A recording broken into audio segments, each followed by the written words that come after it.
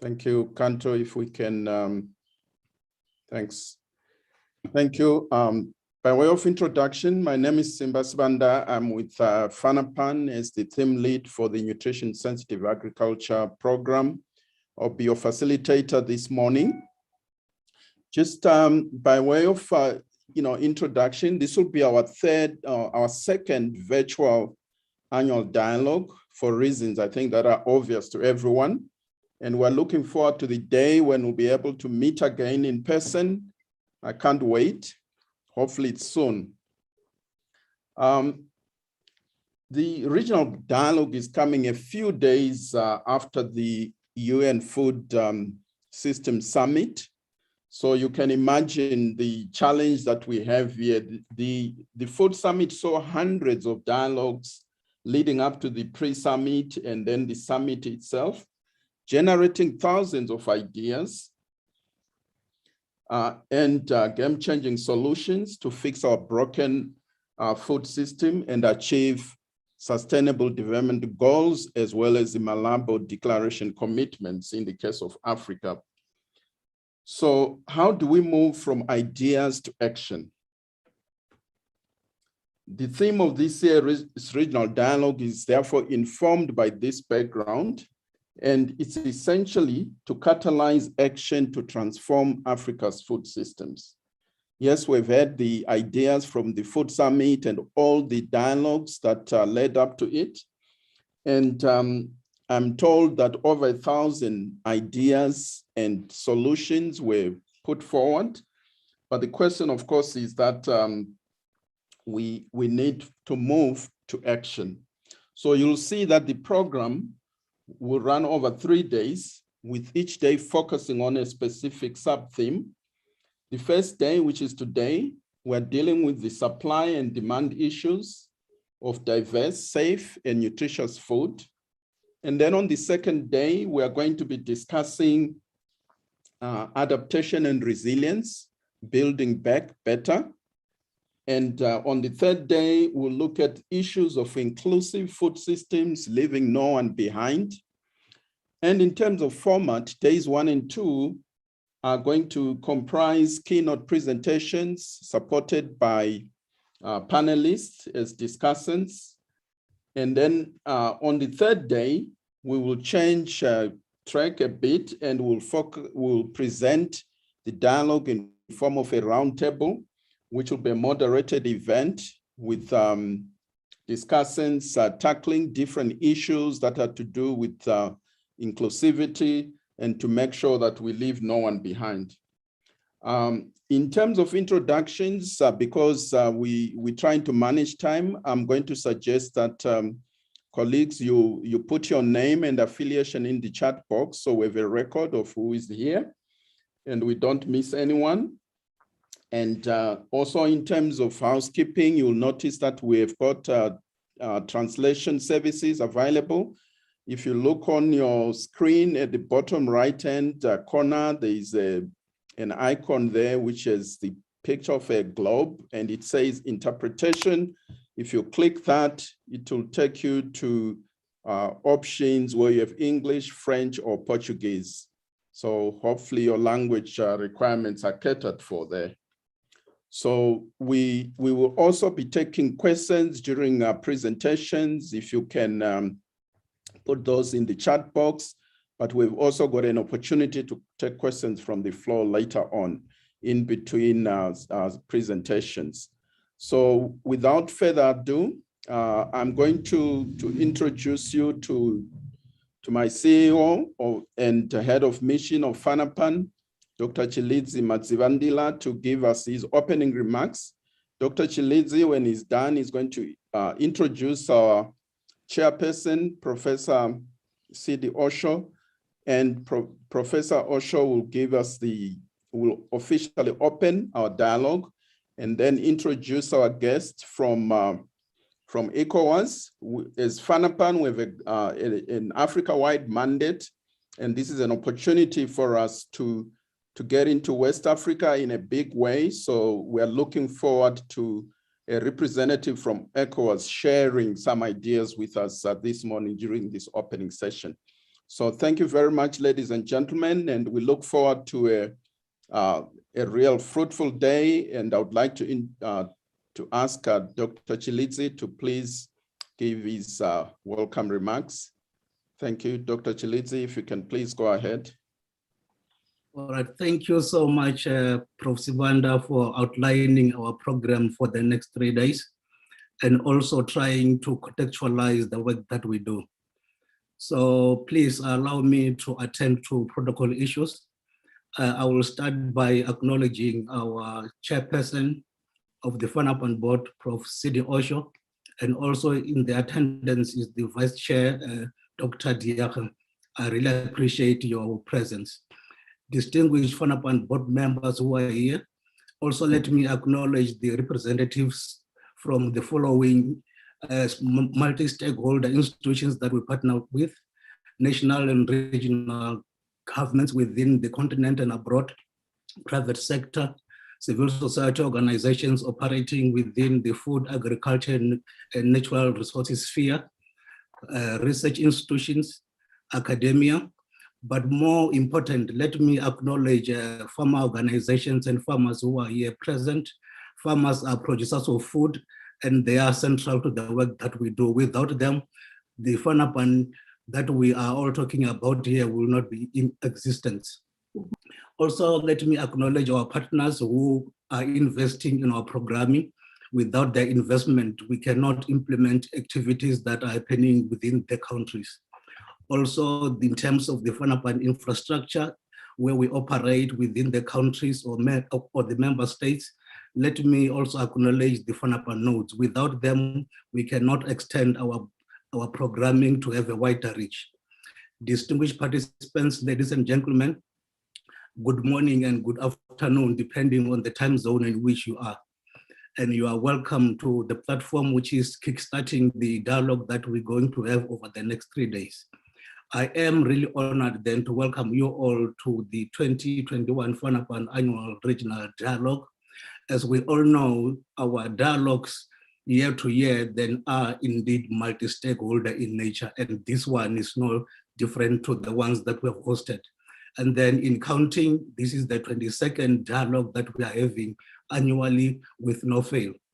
So you will realize that as FANRPAN, this is what we do annually to make sure that we synthesize the work that we do, to make sure that all the contribution that we've gathered through our programming, through the platform that we convene, is having common sense, is talking to all the stakeholders that come and attend our dialogue. That said, in terms of the brief intro, ladies and gentlemen, allow me to briefly share FANRPAN journey to today, and also supporting the UNFSS that Prof. Sibanda has spoken about.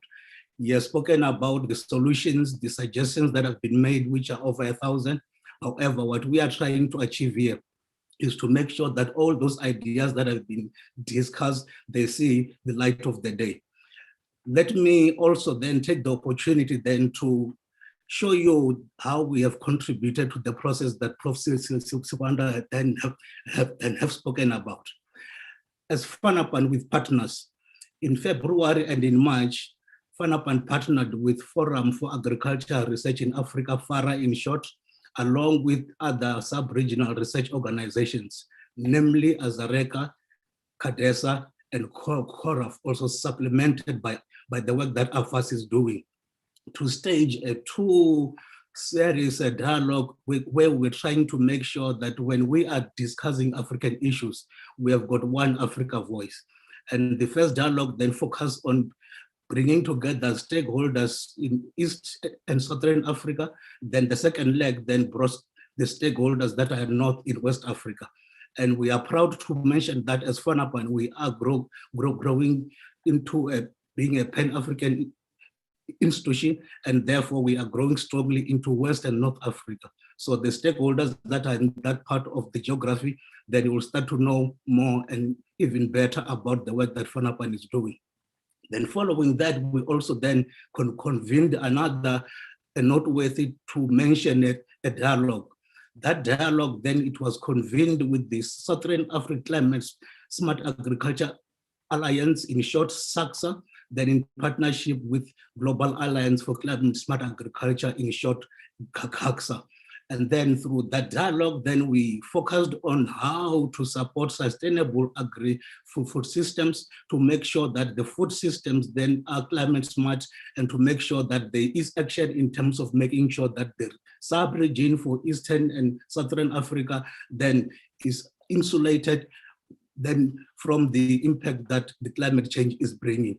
Then to also then give another example of the work that we did, also to make sure that we are convening this platform to bring their voices that are required to make sure that we are making a sizable contribution. We convened the platform with Academia 2063 and its partnerships. Then here as an example, then we partnered with IDRC, we partnered with ICRISAT, and we partnered with the Australian Center for International Agricultural Research to make sure that we are deliberating around the theme, building resilient and sustainable food system in Africa. And also in this one, we're also trying to make sure that we are mobilizing an African voice and building the momentum for the summit. And this engagement has showcased that as FANRPAN, we are able to bring both state and non-experts to come around the table and to talk about the issues that are concerning to the continent, to make sure that we have got food for all, which is affordable and which is a nutritious one.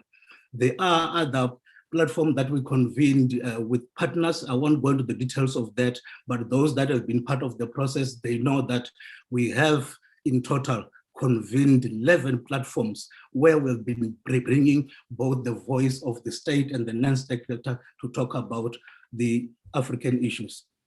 I am glad here now coming to a conclusion that the findings and the solutions from these engagements will be shared during this dialogue here.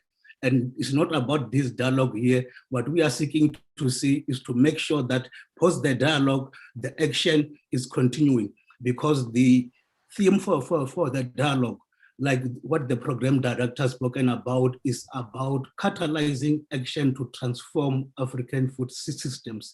And we will remain true to the theme of the dialogue post the platform that we convened yet today, which will end then within the 3 days' time.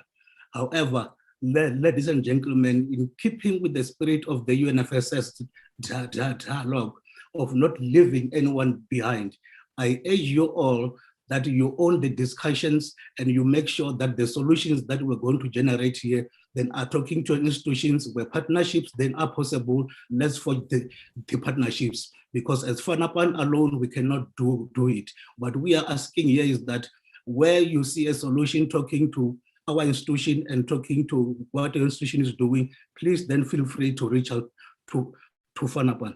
Like what the program director has asked me to do, then to give us now the proper opening as the convener of the dialogue. I will now request Prof. Osho then to give her remarks. Thank you so much, Program Director, for the opportunity.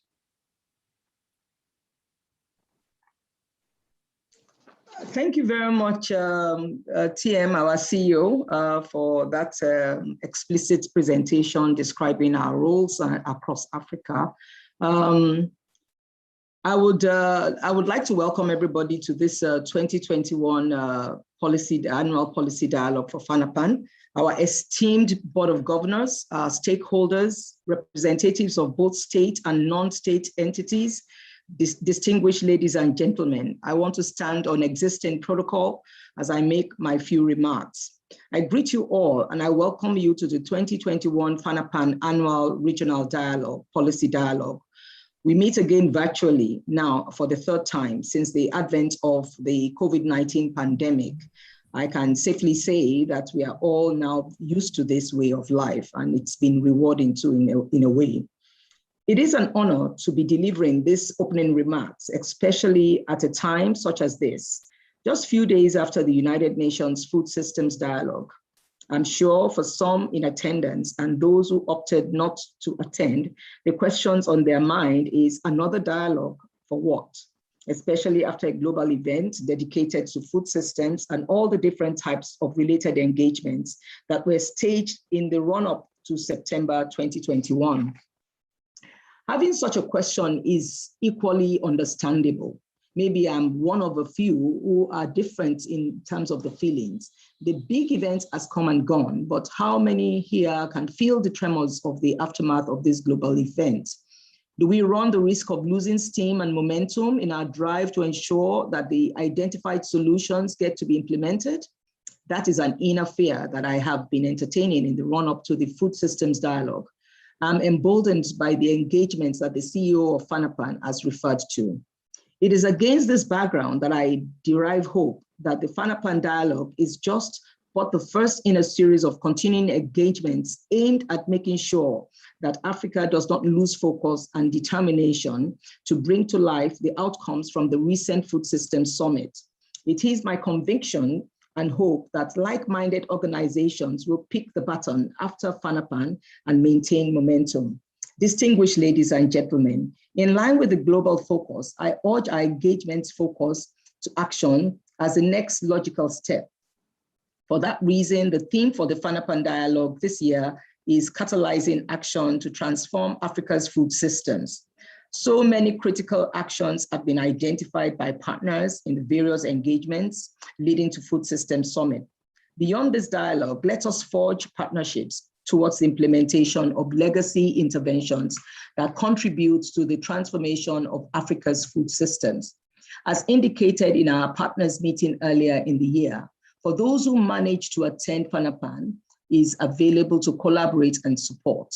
Let us pick 1, 2, or 3 of the identified actions and jointly ensure their implementation. This is my challenge to FANRPAN Network to avail itself to the partners and make sure this happens. As to ensure that FANRPAN is ready to serve the continent, given the extension of its mandate in 2010, the Regional Secretariat has redoubled its efforts to engage its presence in the North and West African regions.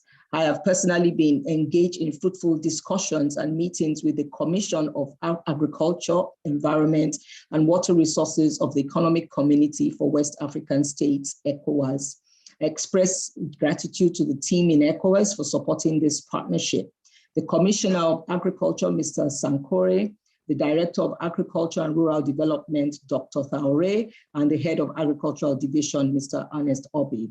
Since 2020, ECOWAS have been represented on the FANRPAN Board of Governors. The FANRPAN presence in West Africa will be my legacy when my tenure as chairperson of board comes to an end. Dear ladies and gentlemen, today,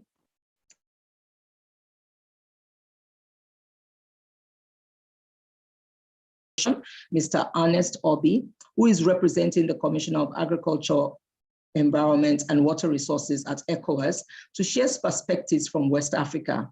We are honored to have representatives of ECOWAS and other officials from the national governments and non-state actors of West Africa in attendance today. With West Africa on board, this marks the beginning of our engagement as one Africa, one voice, and truly a Pan-African agricultural policy network. On behalf of the FANRPAN board and network, I welcome you all to this important dialogue, and I wish you a great dialogue. Enjoy yourselves. Thank you.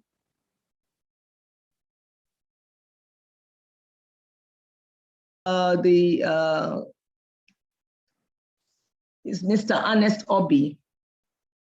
Yes. Okay. Yes. Yes, and so I think you can do the remarks now. Okay. Thank you very much, Professor Osho. I would like to stand on existing protocols established earlier by earlier speakers. I bring you special greetings from the Commissioner of Agriculture, Environment, and Water Resources of the ECOWAS Commission, Mr. Sekou Sangare, who is unavoidably absent because he's on official mission in Abidjan, Cote d'Ivoire. But notwithstanding, he endorses this policy dialogue and would have loved to be here. Mr. Chairman, distinguished participants, this policy dialogue is very apt and timely, coming just a few days after the conclusion of the Food Systems Summit that was held last week, in which the whole global agriculture was under the microscope with a view to putting forward solutions and ideas that can make our world food and nutrition secure.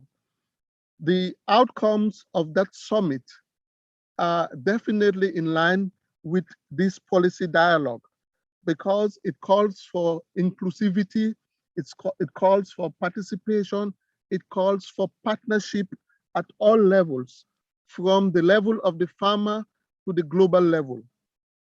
Mr. Chairman, distinguished participants, the work that FANRPAN has been doing is very relevant to the transformation of African agriculture. It is relevant because you are the think tank for the continent. You generate positive and practical ideas that can help our continent, our individual member states to redouble our efforts in the transformation of agriculture. Agriculture is the backbone of our national economies and by extension, our regional economies. It is therefore necessary that we think outside the box and come up with practical and new ideas. It is in this light that the ECOWAS Commission appreciates the good work, the excellent work that FANRPAN has been doing in terms of generating ideas for the development of agriculture. Agriculture is the backbone of our survival. And I must say that some of our member states in the continent have neglected it for other sectors. But it is very important that we have a rethink and we come back and try to transform our agriculture at all levels, because there is great scope, there's great opportunity for poverty alleviation, employment creation, and also for the transformation of our national economies that has experienced so many shocks even before the COVID-19 pandemic. Distinguished participants, ladies and gentlemen, we are very pleased as a commission to be associated with FANRPAN. And I want to assure you that the ECOWAS Commission would continue to partner with FANRPAN. We appreciate the synergy between the objectives of FANRPAN and the synergy of the ECOWAS agricultural policy. What we have as our objectives are almost similar to what FANRPAN is also doing. So there is synergy, there is complementarity, and we want to pursue this synergy and complementarity further. I also would like to state publicly the active engagement of your chairperson, Professor Osho. She has been at the forefront in engaging the ECOWAS Commission to work with FANRPAN. And this, my commissioner, Excellency, Mr. Sekou Sangare, has given his word. And there are other steps we are taking to have a memorandum of understanding that can solidify the relationship between ECOWAS Commission, the ECOWAS region, and FANRPAN. We are working on that. We are also going to work closely with FANRPAN in having a regional policy dialogue within the next 1 month or so. So I must state that we're very, very pleased, and we want to encourage all Africans, all the regional organizations, civil society organizations, public and private organizations, to support the good work that Professor Osho and her team in South Africa are doing and in other parts of the continent. We, as a commission, we look forward to the outcomes of this policy dialogue. And I want to assure you that the outcomes will be used in strengthening our engagement with the ECOWAS member states and other partners in West Africa. On that note, I want to wish all of you a fruitful deliberation, and God bless you all. Thank you very much.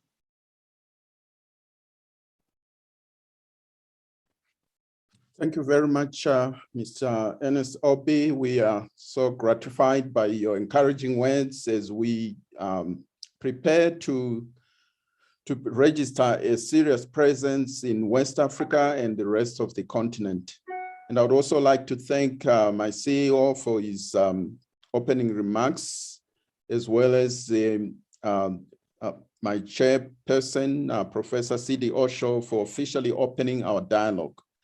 So as we move on to, they've given us our marching orders. As we move on with the program this morning, we're going to be going through and listening to a presentation, a keynote on policy and programmatic actions for sustainable supply of diverse, safe, and nutritious food. Now, as has been noted, we're just coming out of the UN Food Systems Summit. And the key thing is, how do we ride on the momentum that has been set by this summit? These were the words of our chairperson. So the focus now moves to catalyzing action and ensuring delivery of SDGs and Malabo Declaration commitments on accelerated agricultural growth and transformation for Africa. There are a number of questions that arise as we talk about accelerating or catalyzing action, some of which are the policy and programmatic actions that will deliver on sustainable supply of diverse, safe, and nutritious food, or should I add affordable for Africa? And also the question is, what is hindering us from implementing these policy and programmatic actions? As I said, there were many. We're talking of over 1,000 ideas that were put forward. And what do we need to do urgently in order to catalyze this? And to answer these questions, we've got our very own Dr. Jemima Njuki, who is the director of the IFPRI's Africa program, and she's going to try and unpack these issues for us. Dr. Jemima, I hope you are online and ready to go. I'm here, Simba. How are you?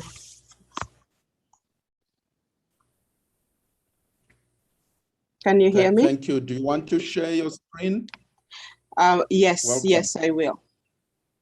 Yes, please go ahead. Thank you so much for having me, and it's good to see all of you. It's good to reconnect again with FANRPAN.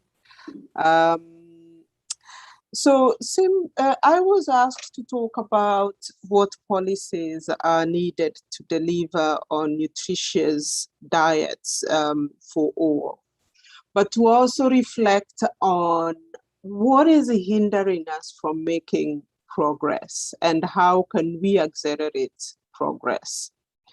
And I thought that within this group, I think we are sort of clear about what needs to be done. We know that we need to take a food systems perspective to policy making. We know we need to prioritize nutrition of children. We know in the continent we need to revisit our indigenous food systems. And so there's a lot that we know about what policies are needed. And so I thought I would reflect on the second and the third question in terms of what's really hindering us from making progress and what do we need to do in order to accelerate progress. And also reflecting a bit coming from IFPRI and knowing the role that FANRPAN plays in terms of generating evidence and advocacy for policy change, really reflecting on how we can use the evidence that we have to change our policy, our policy landscape. So it gives me a lot of pleasure to join you today to share a few thoughts on what I believe is the role of organizations in the region like FANRPAN and IFPRI in terms of advising, influencing our governments. But allow me to just start with some context, and I know this has been shared, but I always think it's important to really talk about the problem that's ahead of us and the urgency of that problem, because we know we just have slightly over 8 years to 2030 when we should be achieving the SDGs. And the imperative and urgency to act actually has never been as great. And this is especially critical in light of the mounting evidence of rising hunger and malnutrition, especially with COVID-19. So while we all know what the situation looks like, I do want to share some of this context and the challenge that we are dealing with. So the last data we got says about 811 million people, about 10% of the world's population are hungry. And there is a huge number of those that are actually in our region. And I often say sometimes when these numbers are thrown around, it's very easy to forget that these are people, you know, and look at the numbers in a sort of statistical way. But this number really is, if we want to see how big the problem is, that this number is roughly the combined population of the Philippines, Russia, Nigeria, Mexico, Japan, Ethiopia, or basically the whole of Europe. So it's like saying actually the whole of Europe is hungry. And last year we got a 20% increase to this number in just over a year. We know about 2.3 billion people are going hungry, are going without a number of meals per day. And essentially for every 3 people on earth, 1 of them is malnourished. We've seen in our region, we are struggling to deliver decent lives for people. And even before COVID, we had a level of hunger in some parts of our continent, in some pockets of our continent, that really has resulted in destitution and erosion of human dignity, because we also have to look at food as a source of dignity for people. There is indignity in hunger. And we are seeing more and more, and especially with losses of jobs due to COVID, a hopelessness in our young people, and we need to get hope into the eyes of our young people. So I've just come from attending the UN Food System Summit. I actually attended the whole day listening to our governments, to our presidents and our ministers. And I was actually quite hopeful and optimistic in a way, because as the former speaker from ECOWAS mentioned,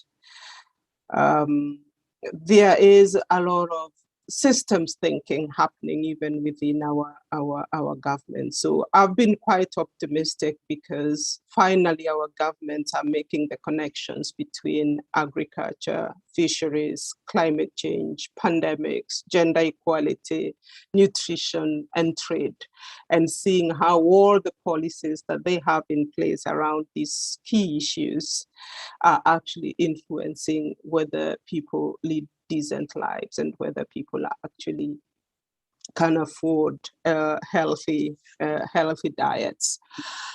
And as I was listening to these statements, there's a part of me that was also very, very cautious, and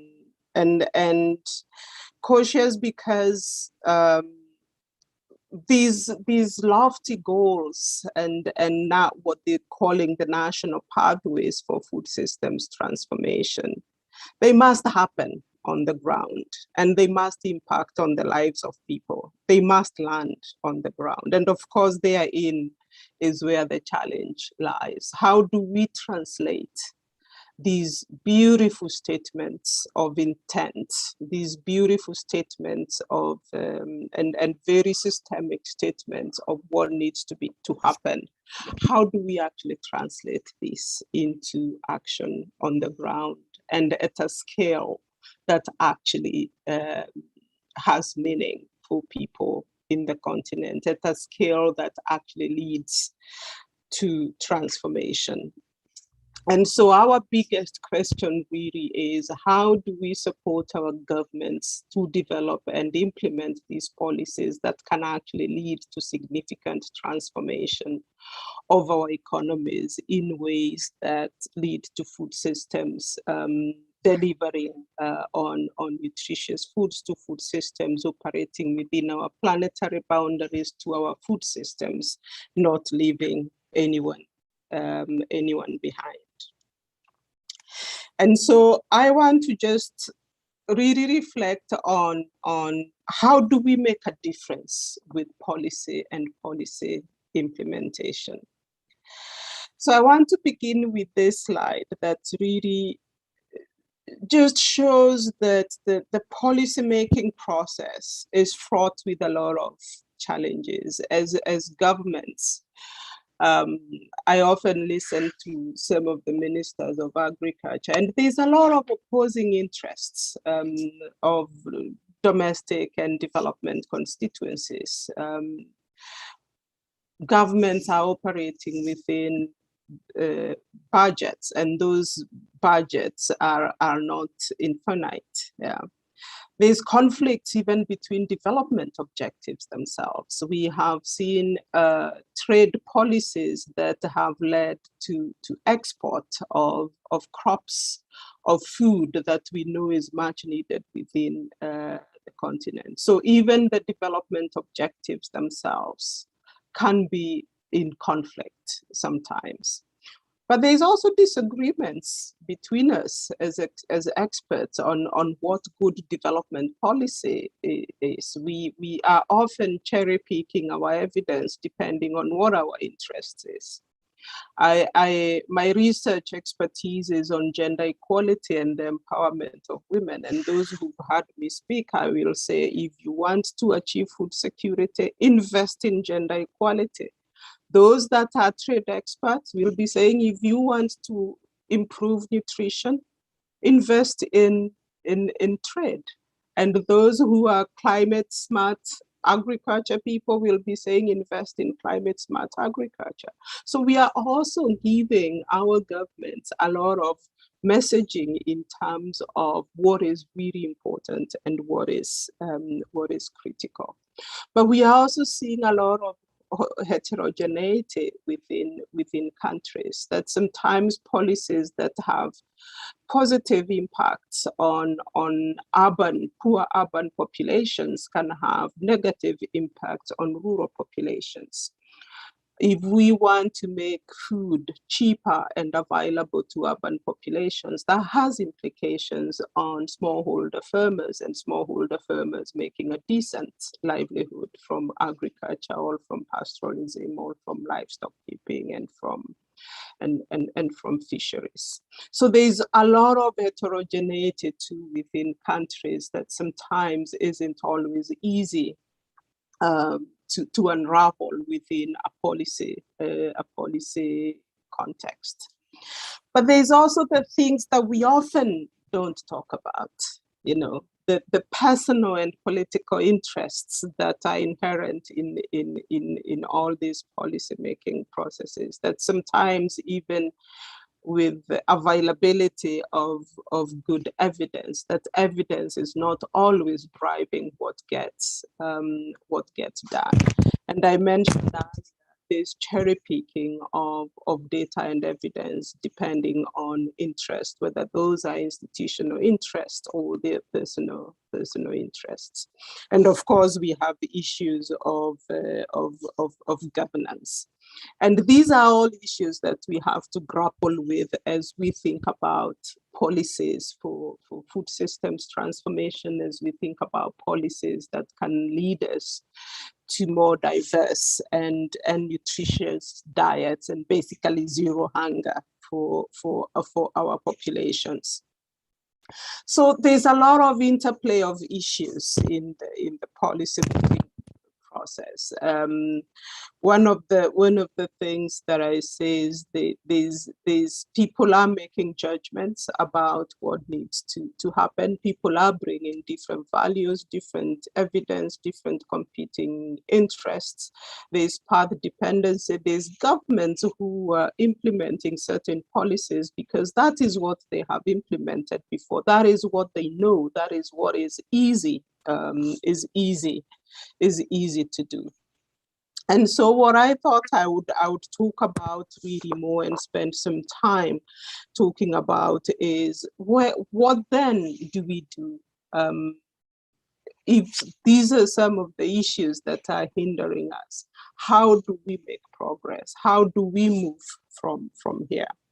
And I have just 4 propositions, and these are very much from a policy perspective, but also from a programmatic perspective in terms of how we move from policy to implementation. And I want to start with this policy entry points and say that our libraries, our books, our papers, everything we write, our policy briefs, they're littered with policy recommendations, policy priorities that sometimes haven't gone very far. And I believe one of the root causes of these moribund recommendations is the failure to understand the policy context and the policy objectives of our countries. It sounds very important to say that we want to change policies. It actually does sound very sexy to say my organization, what we do is influence government policies. But sometimes, more often than not, and I think this has been said before, governments do have some very sound policies on paper. And sometimes what we need to do is to influence elements of this or to support the implementation of existing policies through the use of legal frameworks or priority setting, etc. And so the big question for us is how can we align the objectives of our work to broader development plans and strategies of the countries and support the implementation of what currently exists? When I looked at the National Food Systems Transformation Pathways that the countries presented last week at the UN Food Systems Summit, beautifully written document encompassing, looking at digital innovations, at the empowerment of young people, the empowerment of women, building back traditional and indigenous food systems, improving trade. All of that actually exists on paper. But more often than not, I was thinking about my own government, Kenya, and thinking, if they were to get a couple $100 million or $1 billion or however much it is, the likelihood that they will revert back to the policies and to the implementation strategies that they understand and that they have implemented before is very likely. The likelihood of just saying we will do a fertilizer subsidy, the likelihood of saying we will do an enterprise fund, because that is what they have implemented before. So, and this leads me to the second point that I wanted to make is how do we use our tools and methods to support government to prioritize investments so that they can meet these multiple objectives of ensuring healthy and nutritious foods, because ensuring healthy and nutritious foods is linked to creating job opportunities for people. Because as we've seen, one of the biggest challenges even during COVID was not that we did not produce food. It was that a huge percentage of the population could not afford that food because they lost their jobs. So even increasing access to nutritious foods requires that we are creating jobs in the economy. So how do we use tools to prioritize the investments and trade-offs and manage the trade-offs that exist between these different objectives? And it's something that's been preoccupying us in the one CGIR. Actually, it's about, I'm sitting in Vancouver in Canada, and it's going to 2 a.m. because we've also been developing what we're calling our one CGIR initiatives. And one of the words I'm leading is the national policies and strategies for driving transformation. And this is at the heart of that initiative, using our tools, and not just one CGIR tools, but the tools that FANRPAN has been developing, the tools that Academia 2063 has been developing to support governments to prioritize investments.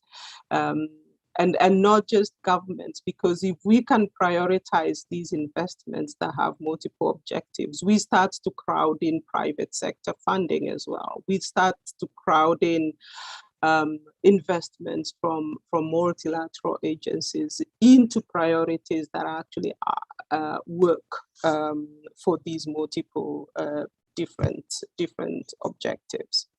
The third thing I want to talk about is the implementation and understanding the political economy of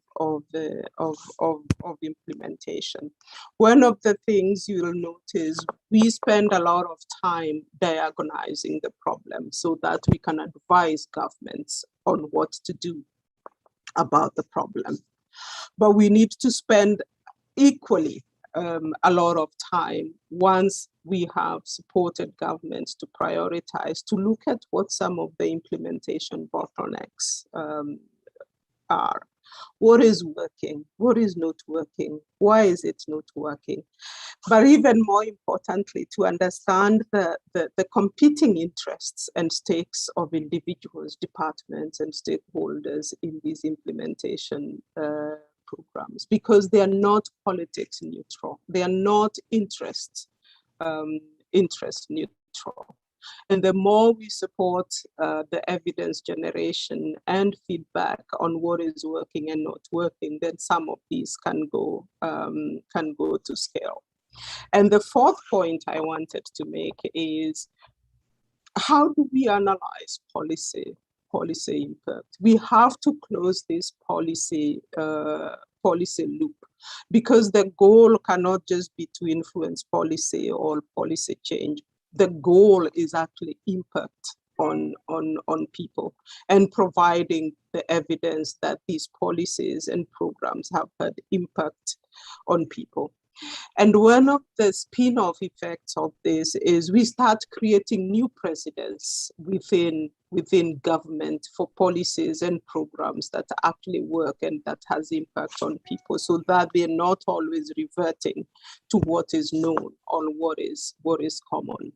So my ask of us as Africa-based organizations or organizations that are working closely with governments is to make sure that we are closing this policy loop, that we are supporting government policies, we are influencing, we are changing where it needs to be changed, that we are moving a step further and actually using evidence-based tools to prioritize investments with governments, to analyze those trade-offs and make sure we are optimizing those investments, to look at support the implementation process through understanding what is working and not working, but that we also analyze the impact of those policies to create new precedents and new habits for programs that actually work and that impact on people. Now, as I conclude, I really want to commend the work that you're doing as FANRPAN to support food systems transformation, and to say we really have a window of opportunity in the next probably year or so to use the momentum that has been created by the UN Food Systems Summit to support our government to implement their national food systems transformation pathways. Because we all know that the level of hunger and malnutrition that we are grappling with is unacceptable. And for such levels of hunger to actually happen at a time when we are also making all these reality defying advances in other sectors is actually unacceptable. And we cannot continue as if things are the same in this region. To say we have to move beyond diagnosing the problems to using our evidence to actually advocate and solve solve the problems. And I really look forward to a continued discussion and partnership with FANRPAN and with others to advance this agenda, to really look at what governments have come back with from the UN Food Systems Summit and support the implementation, because we have to see impact on the ground. I'll hand it over back to you, Simba, and I'm hoping that this is a conversation that we follow through the 3 days in terms of how we work to support our governments much more effectively and efficiently. Thank you so much, Dr. Jemima, for that. That's truly a keynote presentation. Unfortunately, we are kind of pressed for time. I would have wanted to tease that some more while it's still fresh, but we've got a colleague who is, these are also the vagaries of virtual meetings. I know Dr. Jemima has not had sleep. I mean, 2 a.m. is quite some, challenge. But we also have Dr. John Mukuka, who is shortly supposed to catch a flight to some other engagement. So we promised that we would try and create time for him to present, and then we'll come back to the issues that have been raised by Dr. Jemima in the keynote as we move forward. So I would like to ask Dr. John Mukuka, who is the interim CEO of Actesa program at COMESA, to talk about the role of input suppliers, trade, and food markets in incentivizing markets to provide nutritious and safe food. These are some of the competing development objectives that Dr. Jemima talked about. Dr. John Mukuka, sorry for squeezing you in. I hope you have enough time to make your pitch here. Please go ahead. Yeah, thank you very much. I think I have about 5 to 10 minutes before I can catch my flight. Good morning, everyone. I hope you can hear me and you can see me. Yes, my name is John Mukuka, interim CEO of Actesa. We are a specialized agents of COMESA that were created. One of the reasons we were created was food deficit of 2008. So our biggest role is to implement agricultural program in a pragmatic way, where we link almost about 90 million smallholder farmers in 21 COMESA member states to national, regional, and international markets by supporting them with capacity building programs and also market linkages. I think my presentation would dwell more on what actions do countries, development partners need to ensure that markets provide diverse, safe, and nutritious food. The key thing from my experience in the last 8 to 10 years, working at Actesa, staple food program, is that countries need to implement regional programs, because this will incentivize input suppliers to have markets, because national markets are not enough And here I'm talking about what Actes has done in the harmonization of inputs, for example, on seeds. This program I've implemented in the last 10 years or so. And progress has been made, in those countries that are aligning to the harmonized program at the Actesa, where we have been implementing what has been harmonized. So the key message here is that countries need to be pragmatic in making sure that implement what has been harmonized. Is that what I've also noticed is that a lot of discussions, valuable discussions, are made before you have these policies, developed or approved by the member state. But what is lacking is implementation. So countries need to develop the action plans, that can support the private sector. For example, right now, when you look at the board of Actesa, the majority are from private sector organizations.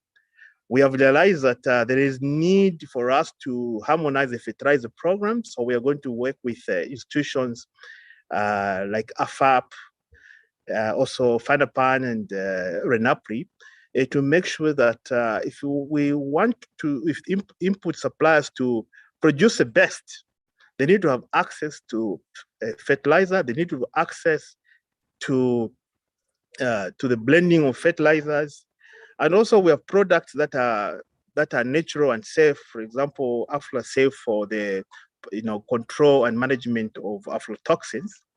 So these needs to be implemented. The other program that we have at Actesa is a biocontrol and biosafety policy, which was approved by the Council of Ministers in 2017. So here we're looking at most countries that have adopted the harmonized fertilizer policy. They're looking at making cotton, BT cotton, to be accessed to the farmers so that they can have a better quality of the cotton. So the third thing that I want to mention here is that in the implementation, we need to support a private sector driven implementation, within the public-private sector partnership. This is very key. I've experienced it, with the seed program, where we've been working with about 15 companies that have registered varieties on the regional catalog, and it is making the operation easier because now they can produce the best seed, for example, in Zambia because of the good climate which we have here, and they export their seed around the other countries, to Kenya, to Malawi, to Burundi, Rwanda, and those countries, they can produce the best crop, and that best crop will be processed to other countries like Egypt and so on and so forth. So private driven implementation is key. Then within the technology, we need to promote climate resilient smart technologies, where we have high yielding and nutritious seeds that have been produced in the last 20 years or so. There's so many that need to be promoted, that can help now the input suppliers to access markets to the growing middle class. So that is also key. The other thing that we want to work on in collaboration with COMESA is to support the market infrastructure development. Is very key. So countries should take infrastructure development to make sure that some of the informal staple food trading within the countries are formalized, and to have access to the markets. We need the roads, we need the infrastructure.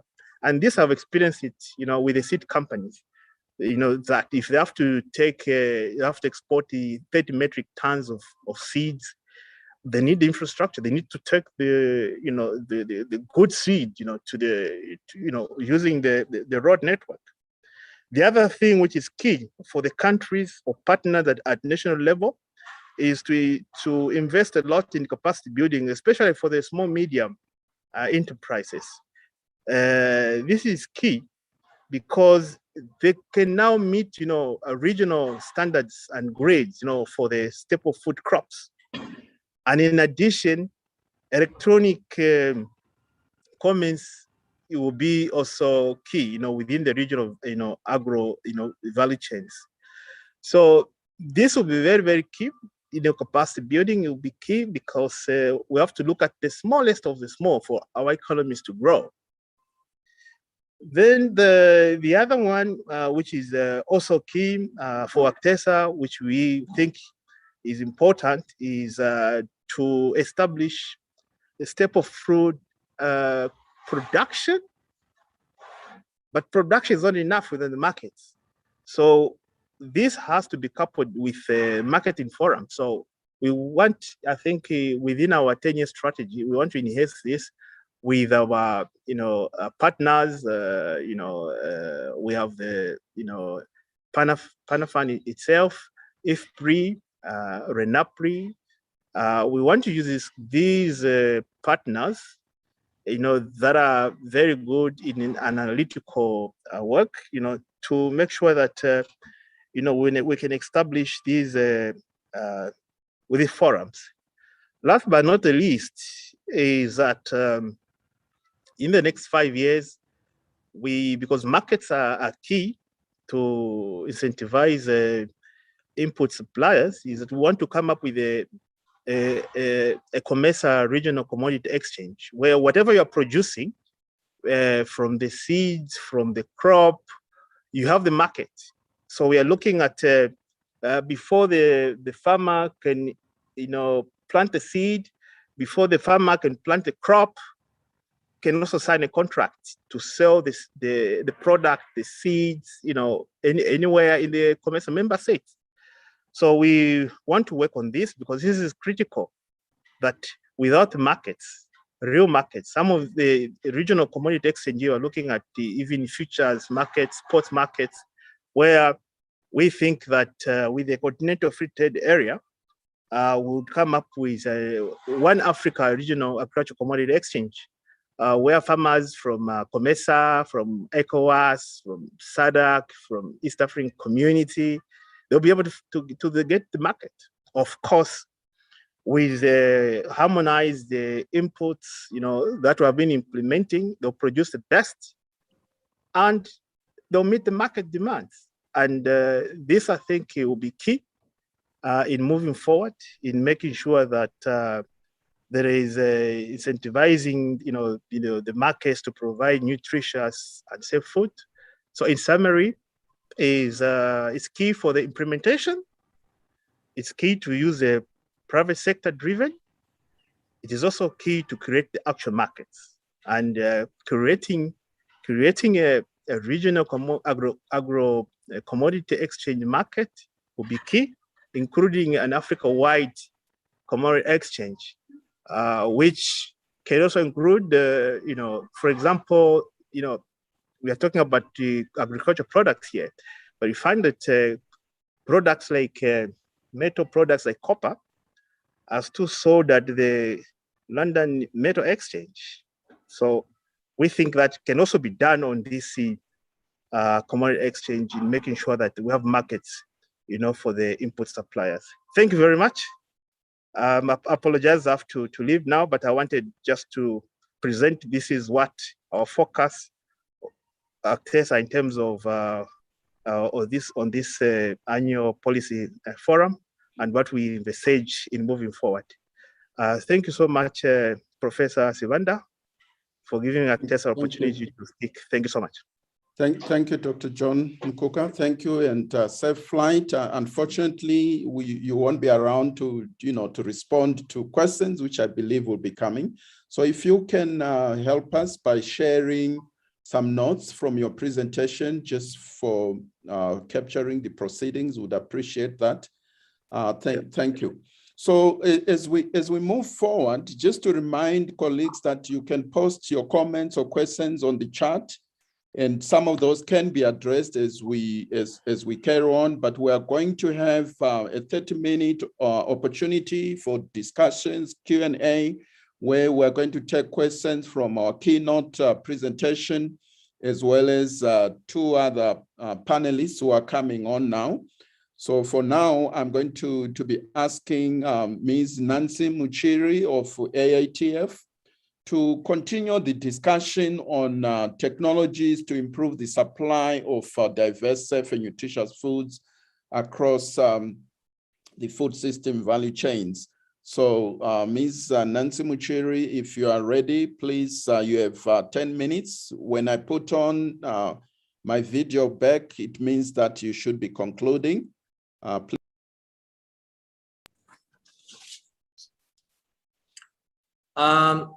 Good morning, good afternoon, good evening, depending on where you are. The moderator, professor, you called upon Nancy Muchiri, but I will be the one making that presentation. I'm Canisius Kanangire. I'm the Executive Director of the African Agricultural Technology Foundation, ATF. Distinguished ladies and gentlemen, allow me first of all to congratulate the Food, Agriculture, Natural Resources, Policy Analysis Network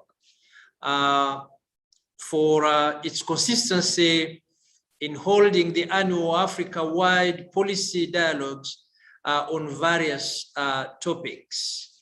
The recommendations from the engagement have been critical in enhancing policy change and policy implementation to support the African Union agricultural transformation agenda. ATF is pleased and grateful to have been invited to this policy dialogue. ATF values the FANRPAN annual policy dialogue as a great opportunity to learn from other actors and as a space to share the findings from ATF on the role of technologies in transforming the agricultural value chains and food systems. I think that is very important because taking one aspect is good, but not enough. We need to take the whole system and see how we improve the productivity, the income, and my colleagues who spoke before me have very well given us clarification on the role of supply chain and policies and all those other aspects. Over the years, ATF has facilitated the transfer of different technologies into the hands of smallholder farmers and have witnessed tangible changes in the lives of ordinary people. And I wish to take this opportunity to highlight some of those technologies. Through the Water Efficient Maize for Africa, WEMA initiative, driven by ATF, over 120 climate-smart, drought-tolerant, and insect-resistant maize, trademarked drought, Tigo, and Taylor varieties have been released. These varieties are suited to different agroecological zones and with the potential to increase maize yield by 40 to 60%, hence transforming the lives of smallholder farmers with increased income through improved yields. ATF has noted improved livelihoods at household level, and that is indeed what as African we would like to see happening at a larger scale.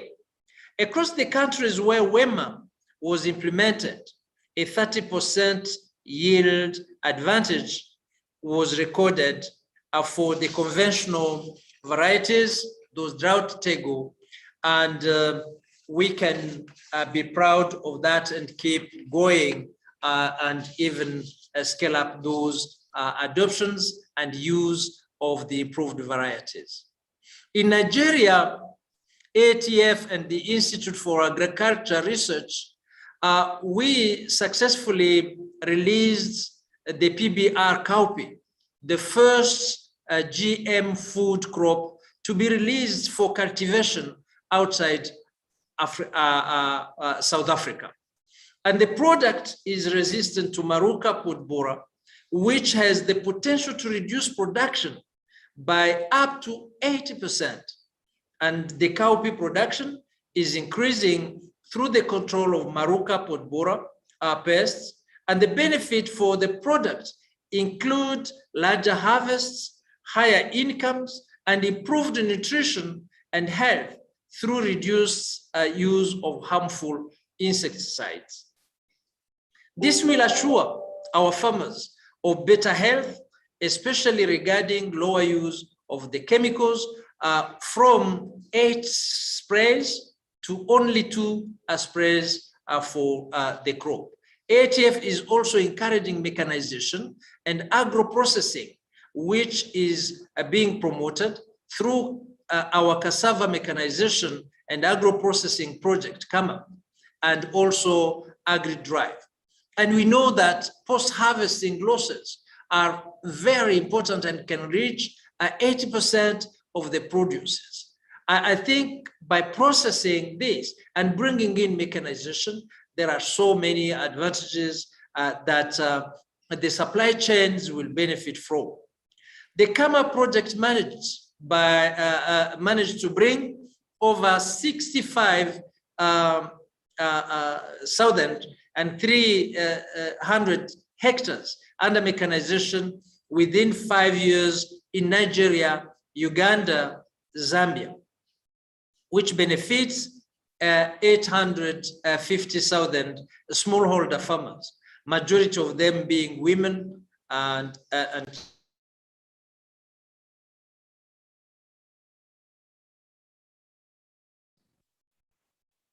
Sorry, Dr. Kanangire, you are muted now. If you can check your microphone. Sorry. So that mechanization brought many benefits to our people. Through the project intervention, farmers are now proud of harvests that are almost 3 times their original gains. And it goes now from 9 metric ton per hectare to over 25 metric ton per hectares. This is an increase of over 200%.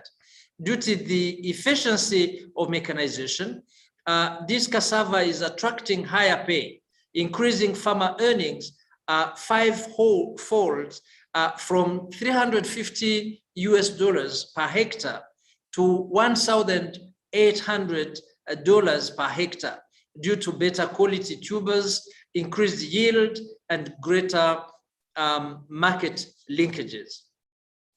And through cassava mechanization, there has been 100% increase in production efficiency and over 90% reduction in drudgery, enabling smallholder farmers to use the time which is spared by the mechanization to go to other productive purposes. So CAMAP is helping towards that.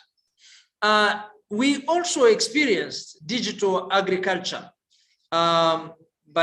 which is catching up in Africa in general. But then at ATF, we began to work in the area, and we recently introduced the drone technology in data collection, validation, analysis for decision making, and measuring the size of the farms, planting population, and also weed pressure, and estimate the yield.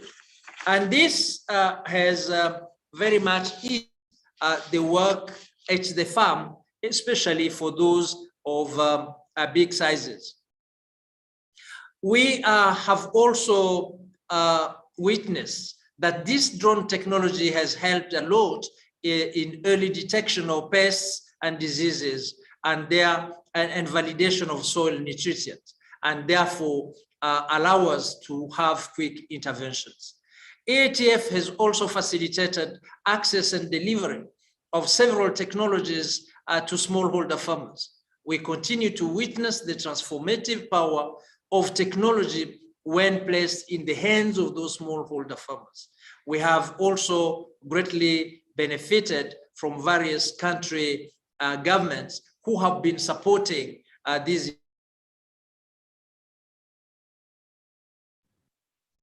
to take place at their countries. I want to end by saying that we need to reiterate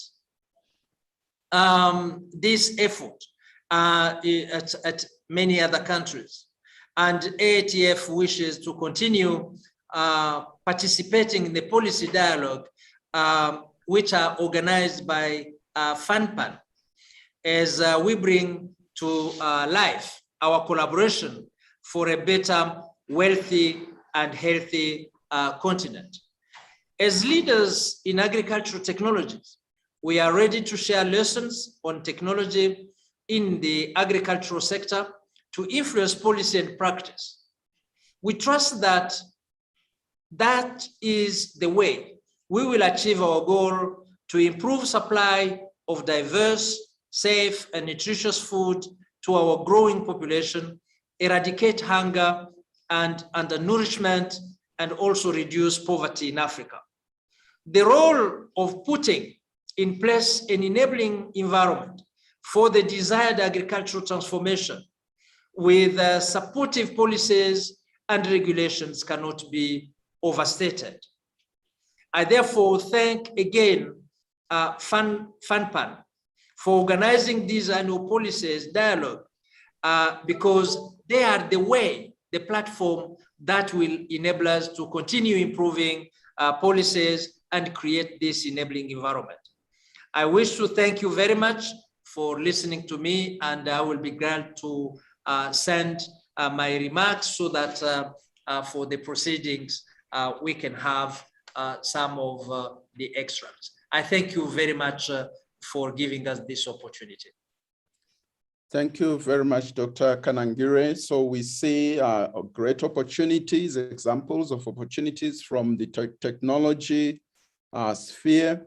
And I think it takes me back to, Dr. Jemima's comment about the many options. The question is, what are we going to prioritize? How does this fit into the bigger scheme of things? But thank you so much. We have one more presentation before we go to the Q&A session, so we can revisit these presentations and discuss them some more. After all, this is a dialogue. So I'm going to invite Ms.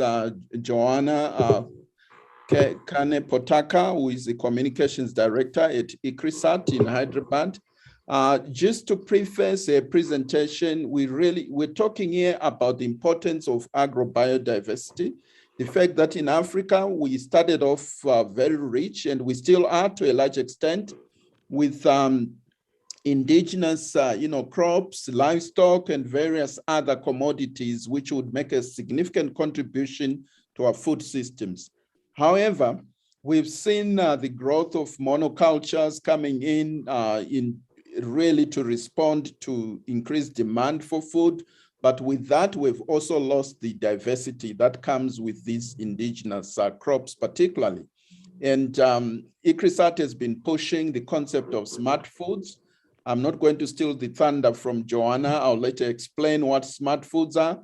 But in Africa, we also have, the challenge that some of the crops that some of us who have been around for a while knew as the mainstay of our diets in Africa have become what we call neglected and orphan foods, which is sad indeed. So the question is, how can we go back and rediscover the past so we can move forward with a sustainable food system rich in agrobiodiversity? Joanna, if you are ready, please go ahead. Just remember you have 10 minutes, maybe less if we're doing the accounting, but it means that we'll reduce some of the time we have for our discussion. Please, if you can take us forward. Thank you. Okay. Thank you, Simba, and thanks to FANRPAN. It's been a pleasure to work with FANRPAN over these years. Can you see my screen? Yes, we can. Okay, great. All right. So I was asked to talk specifically about enhancing agrobiodiversity and specifically for African indigenous smart foods, neglected orphan crops. And actually this picture here you can see is a whole range of pearl millet, finger millet, sorghum, different sort of foods there. So you see biodiversity in the food there is already. So I have two main points I want to make today. The first point is if we're to try to bring agrobiodiversity solutions to the table, and there already are a lot of solutions there, and the FANRPAN concept note for these 3 days of discussions indicate we already have a lot of solutions, but how are we going to get action? And really, agrobiodiversity is not big, it's not huge on the global agenda. Climate change has achieved that. And nutrition and health issues are reasonably high on that global agenda. Any major meeting will cover that. But agrobiodiversity has not reached quite those levels. So my suggestion would be that if we really want the solutions to get attention, we have to make sure the issue gets attention, and that we should really spend some time in clarifying the case for agrobiodiversity, both globally and Africa specific. And then we actually need a campaign to really get that message high on the agenda. I mean, climate change wasn't as big on the agenda 10, 15 years ago, and the campaign by Al Gore and others is what got it on that agenda. And so I think we are all involved in this area so deeply that we sometimes forget that we actually have to sell the need as well. Now, the second point I wanted to talk to on today is about the smart food approach to agrobiodiversity. Now, we divide it into a dual approach. So there's about broad agrobiodiversity, and most people are focusing on that. It's about getting as many of the different traditional and local agrobiodiversity coming back into agriculture and in the diet. And a lot of initiatives have started up over the last, say, 9 or 8 years, and they focus on broad agrobiodiversity. But we see the need to complement that with having a very specific effort on targeted diversification of our staples. Now, if you want to target your staples, you can't focus on 50 different crops at any one point in time. So it really requires a very targeted, in-depth effort on the staples to diversify them. And we believe it's extremely important because the staples are typically 70% of the plate. So if you can diversify the staples, that's how you can have bigger impact. And the approach we take is very much about driving it from the consumer side. Most efforts to date have been on the production and productivity side, which is needed, but we really need to drive much more demand side to then help give the markets to the farmers and really bring more attention to this agrobiodiversity. And what we see is any solution that we take forward, we like to have what we call a smart food triple bottom line. Just like companies these days have a triple bottom line, this is designed especially for food and agriculture. And it's about making sure any solution is good for you. So it's got to be healthy and nutritious, good for the planet, and good for the farmer.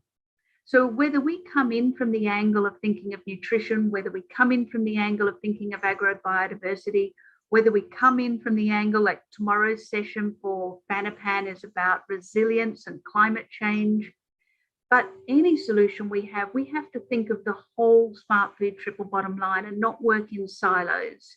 So how do we bring in solutions that take that approach? Now, the advantages of diversifying staples is what I mentioned before about that's how you can have big impact, because you're talking 70% of the plate. You're talking a large percentage of what you're growing. And by making something a staple, it means it can be more accessible and more affordable, which is extremely important part of that solution. The challenge we have in diversifying staples, the biggest challenge, is what we call a food system divide, where for decades now, we've had the vast majority of investment in just the big three, the wheat, maize, and rice. So whether it be the research investment, the product development, the government support, even the development aid, the vast majority still go into the big three. And as a result, they've been highly successful. They have very strong, well-developed value chains. Therefore, it becomes more difficult to bring something in, because if something's invested in, it does well, so it attracts more investment, so it does even better. And so then it's harder for something else to come in. So how do we learn from those successes of the big three, but bring in more diversity there, but doing it in sustainable ways? So part of the approach then to diversify staples. So first of all is to focus on just a couple of smart foods at a time. So only a couple of foods, but make sure they're smart foods, foods that are good for you, planet, and farmer. Drive it from the consumer end. Part of driving from the consumer end is ensuring that you actually have convenience, modern products that suit the urban markets as well. And to do that, what we found is that the SMEs, those small and medium enterprises, they're the pioneers that make change. So how do we support them? But at the same time, we still need to bring in the large companies, especially the seed and trade companies. How can they see these diversified staples as like the green energy for them? Just like the big energy companies are investing in green energy. They see that as the future. How can we get the big companies to see these alternate foods as their green foods? And then we have to have the policy support. How do you at least get a level playing field and preferably incentives for these smarter foods? How do we ensure the research and the development sectors are giving these priorities? Because that's going to be critical to move ahead as well. And the last 2 points, which often aren't talked about as much, how do we ensure we keep whole grain? Because that's learning from what's happened in the past. How do we ensure if we bring in new diversified staples that we keep the whole grain so we don't grow a nutritious food and then strip the nutrients from it? And part of that is how do we become more variety conscious and bring in biofortification? And I say variety conscious because, for example, with pearl millet, we know we can triple the amount of iron in the pearl millet just by which variety we choose. So we have to see how we can be more variety conscious. Now, millets and sorghum were the crops that we focused on, and globally there's a movement now to bring them back as staples. So when I said we could only really focus on 1 or 2 foods at a time, this is what is selected. There's a wide range of millets, and millets often are used as a term to include sorghum as well. And you can see the range of millets there and sorghum on the side of the slide. They originate from different countries, some from Africa, some from India, some from Japan, some from China. They grow in different terrains. They grow in the deserts of West Africa. They grow in the Himalayas in India. They were the staples of many countries. They fit some of the biggest global health food trends. We know 2023 now is going to be the International Year of Millet, so we have an opportunity to leverage that. And they fit that smart food triple bottom line, being good for you, planet, and farmer. And just quickly, we've just released this year a whole series, the largest studies ever, on the nutrition of millets, showing how they are positively impacting and helping overcome diabetes, cardiovascular disease, obesity, anemia, and growth. Extremely strong new studies just come out. We know millets and sorghum are hardy. They survive in higher temperatures with less water, fewer fertilizers and pesticides. So in conclusion, they're the two main points I wanted to make, that we need to strengthen the case and have a campaign about why agrobiodiversity needs to be on the global agenda. And we also need a very targeted approach around diversifying staples if we want to have big impact. Now, if there's time, Simba will let me play a 1-minute video. This is just a small insight of an example of how to drive something from the consumer side, where our team ran a smart food reality TV show on national television in Kenya. So over to you, Simba, if there's time for that. Thank you. Thank you, Joanna. Let's see if our team can take a shot at playing that video.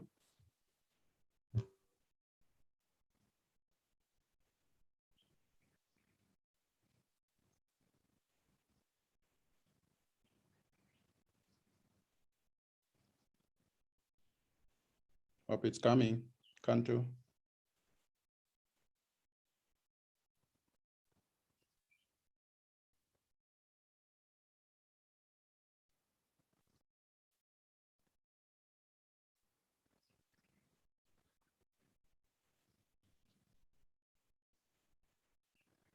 Can't if you can indicate, are we winning?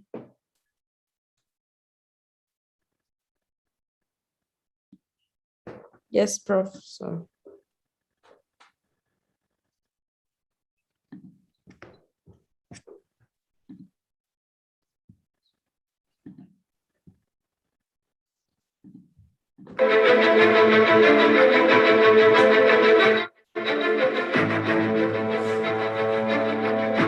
Welcome to the Smart Food Show, where we eat food which are good for you, good for the planet, and good for the farmer. I come in as a mentor. It's very hectic. So what I already expect from the contestants is something new, something different. I would be the kind of judge that really inspires.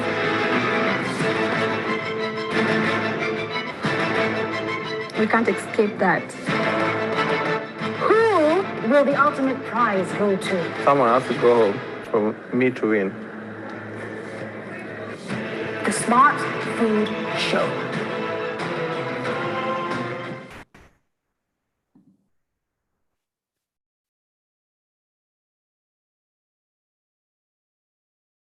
Okay, thank you, Joanna. Maybe just a brief explanation of what that video is about before we move on to Q&A. Sure, Simba, thanks.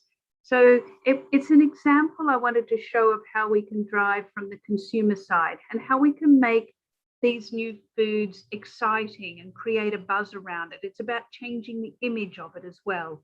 So that was a whole TV series that was run in Kenya, where it attracted a lot of youth to go in the competition, and they had to use millet, sorghum, and legumes in the food as like a MasterChef show.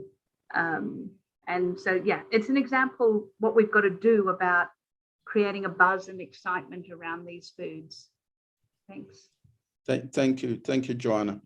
So there we are. We've had, so far, we had, of course, the keynote from Dr. Jemima, which gave us some serious food for thought. She covered, as a keynote should, a wide range of issues. And, you know, some of the things there that I took note of is the critical role of prioritization when it comes to policy and programmatic options that governments have at their disposal, but also to realize that the whole issue of policies, of course, it's a political, issue, which makes it a very serious issue. Governments, of course, can rise or fall on the basis of policies.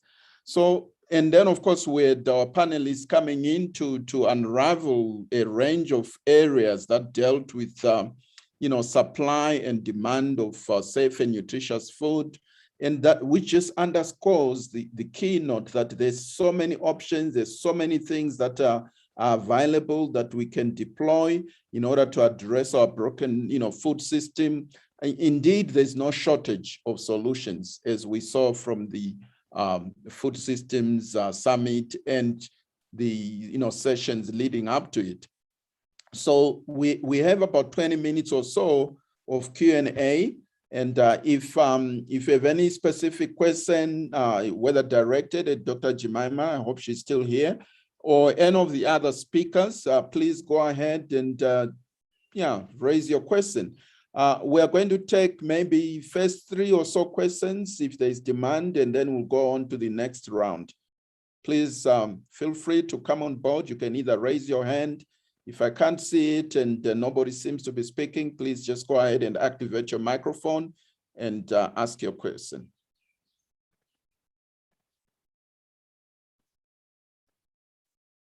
And Kanto, if you can help me, if I can't see any raised hands and you can see them from your end, please notify me.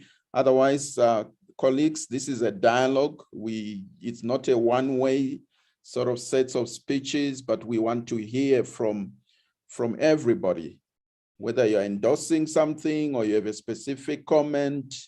And remember, the focus is on action, how we can ride on the momentum of the Food Systems Summit, which has just ended.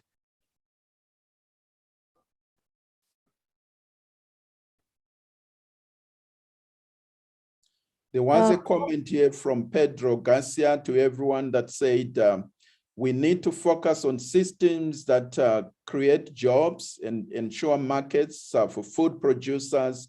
These are critical issues. Maybe that's a point for noting, but probably 1 or 2 of our presenters, including the keynote, could comment on this at some point and how they can expand that. Do we have any other inputs, ladies and gentlemen? Prof. Pedro Yes. Garcia is raising his hand. Not sure if it's the same comment or a new one. Please go ahead, Pedro.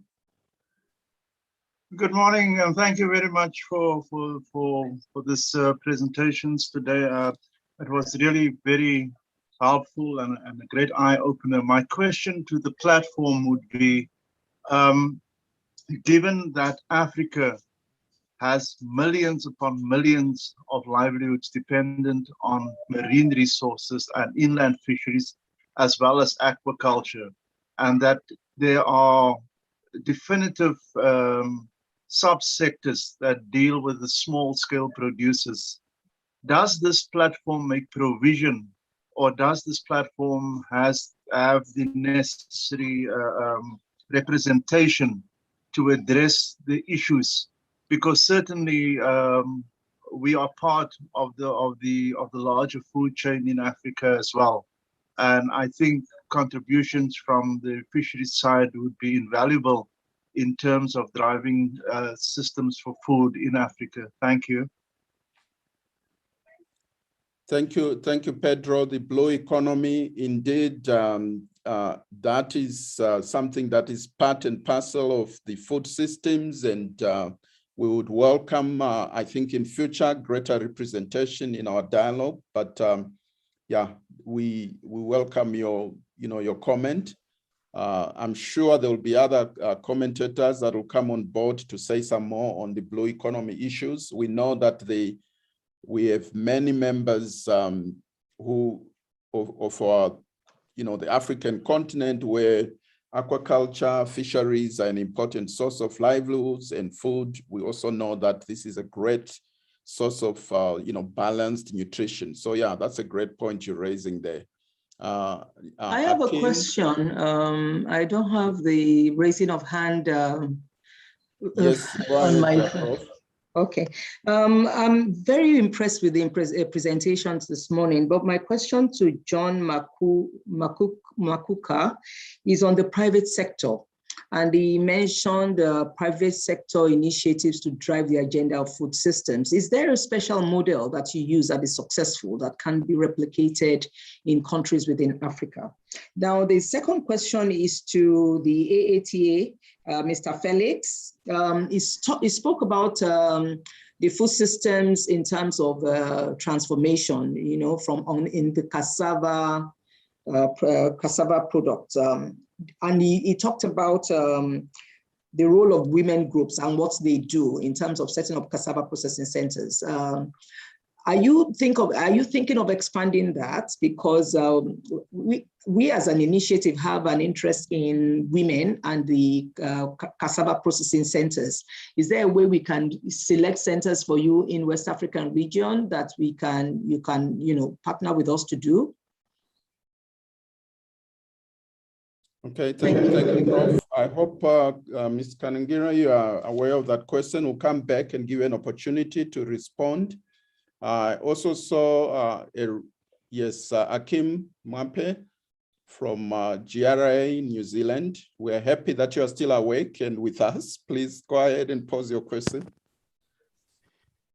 Thank you, Simba, and good morning, ladies and gentlemen. Just a question I think for both Dr. Njuki and Joanna. We have very good policies, I should say, in Africa. We have a lot of frameworks that have been developed both at national and regional level, which, if implemented, would change the course of action. But I think the challenge, as alluded in by both presenters, is that there are challenges in terms of translation of these policies into practice. For example, as a case of millet and sorghum discussed by Johanna, the adoption of millet and sorghum, despite their advantages and resilience within the context of climate change, the adoption has been quite low. So my question is, what do you think we should do in order to enhance translation of policy into practice or adoption of innovations or crops like millet and sorghum? Thank you. Thank you, Akim. Perhaps let me give an opportunity to our presenters to maybe respond to some of these comments and questions. The first comment was, of course, on the blue economy, the role of marine resources and aquaculture, whether this is something we should be addressing. I don't know if anybody wants to take that on board. I know that the Africa Union Commission has renamed themselves, and in their name now they include the blue economy. So Pedro, that's at least at the highest level, a recognition of the marine resources. But I don't know, Dr. Njuki or any of our speakers, do you want to address that, or is that for noting? I think there's a part of it that's for noting that it's really becoming critical, and because we know in the region and actually globally, it's not just the lack of food that's an issue. It's also a lack of the right foods and animal source protein, including from fish, is a huge issue. And we haven't always invested enough. Even when we talk about producers, there's a tendency to focus a lot on the farmers who are growing crops and keeping livestock, but not the fisher folk and aquaculture.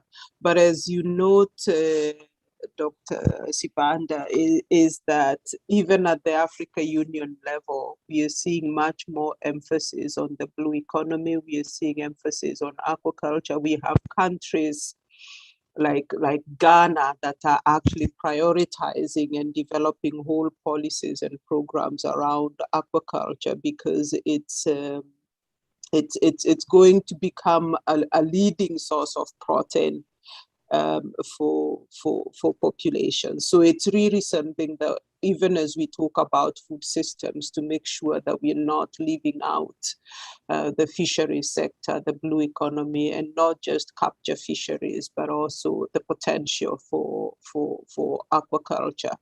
And I saw some of my favorite people on the list of participants, who are also developing insect-based products as sources of protein, both for human consumption, but also for animal feed, including fisheries and poultry and pigs. So there's a huge opportunity for that, and it's been great to start seeing it appearing in policy. In policy documents and policy conversations, not just at the African Union level, but also at country level. Mm. So maybe while you have the floor, Dr. Njuki, you could address Akim's comment on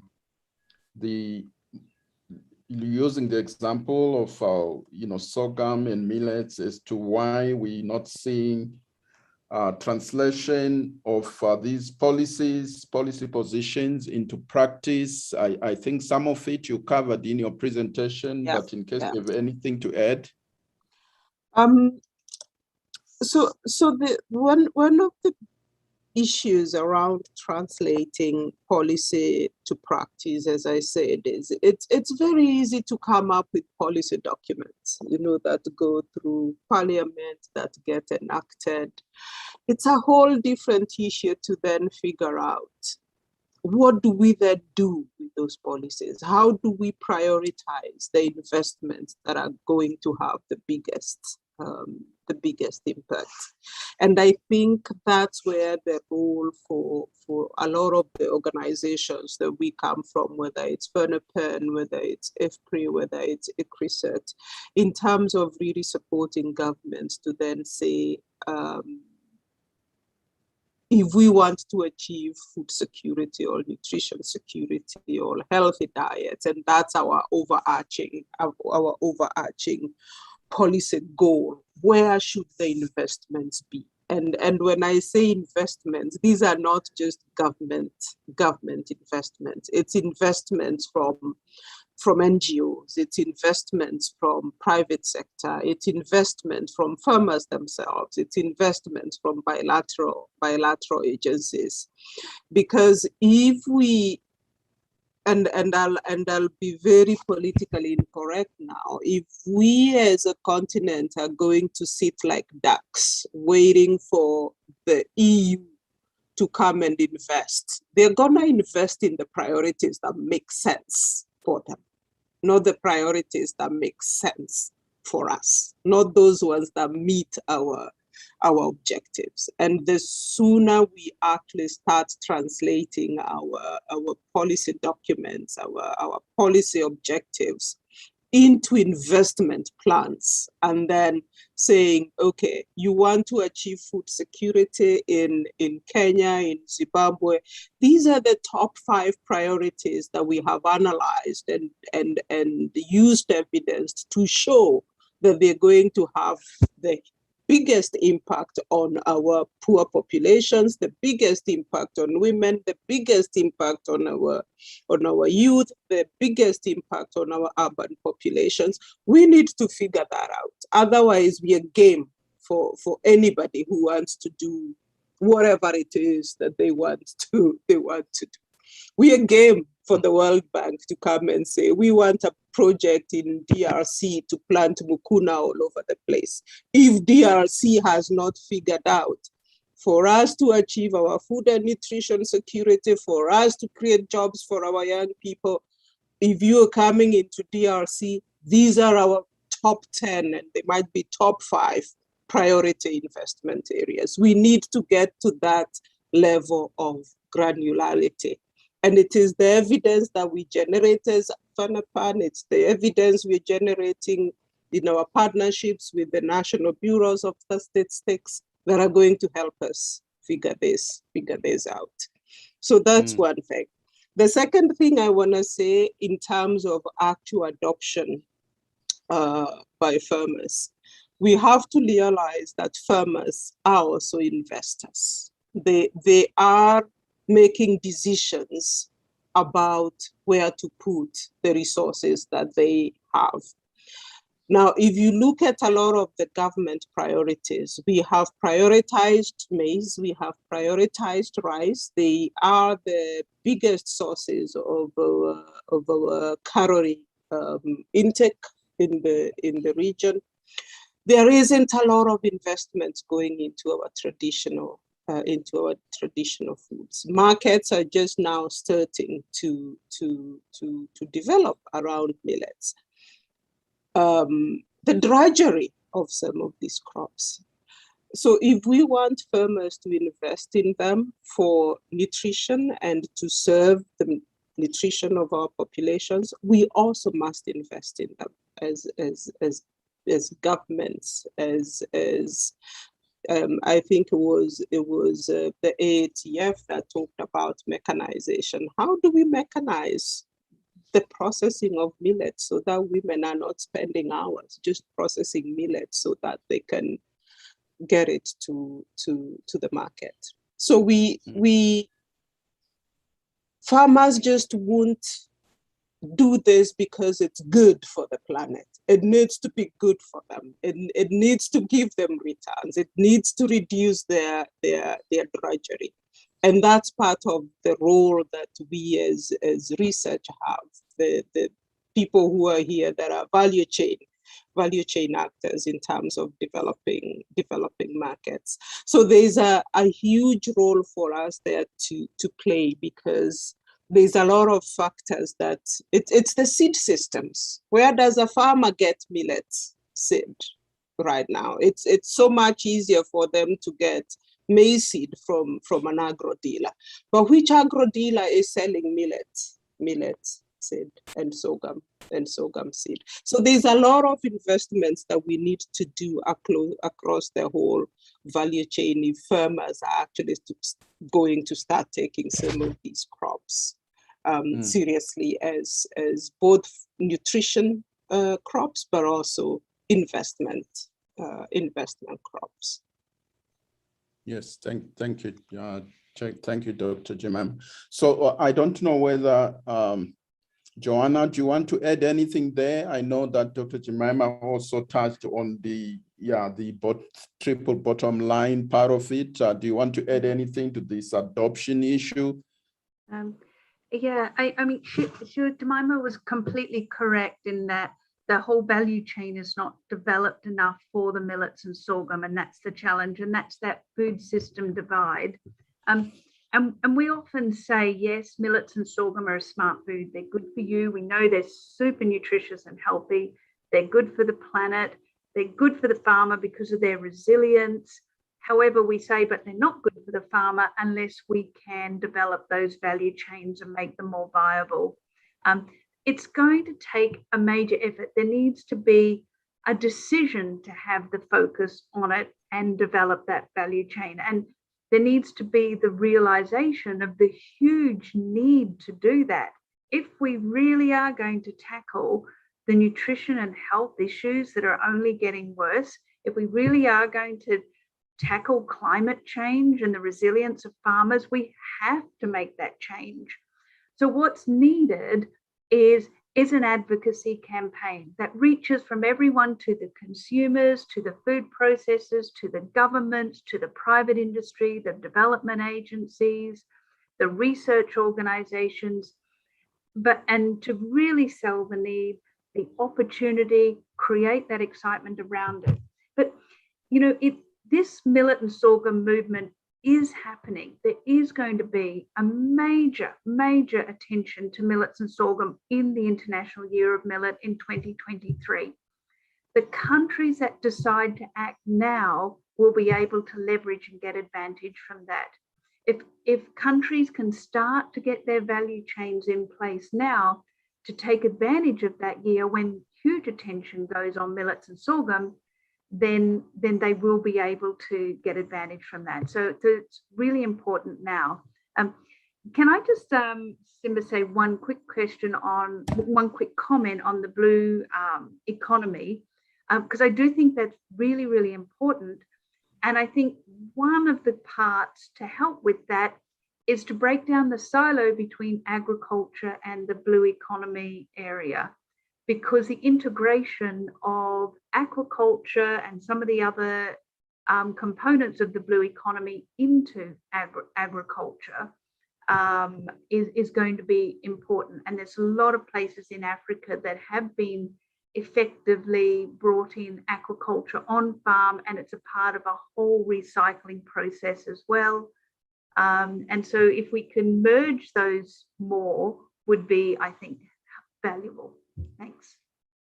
Okay, thank you. We still have a couple of other questions from this round, and unfortunately, I probably won't be able to do another round.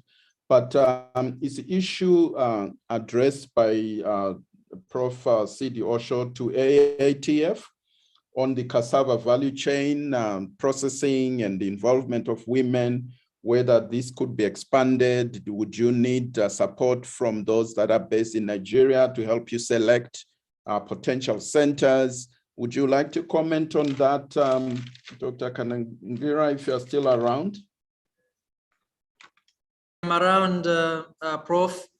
And yeah, I will be very fast on this. Yeah, on cassava, first of all, there are a lot of improvement on the material that is used by the farmers, so that cassava can resist to many pests and diseases which can very much devastate the field.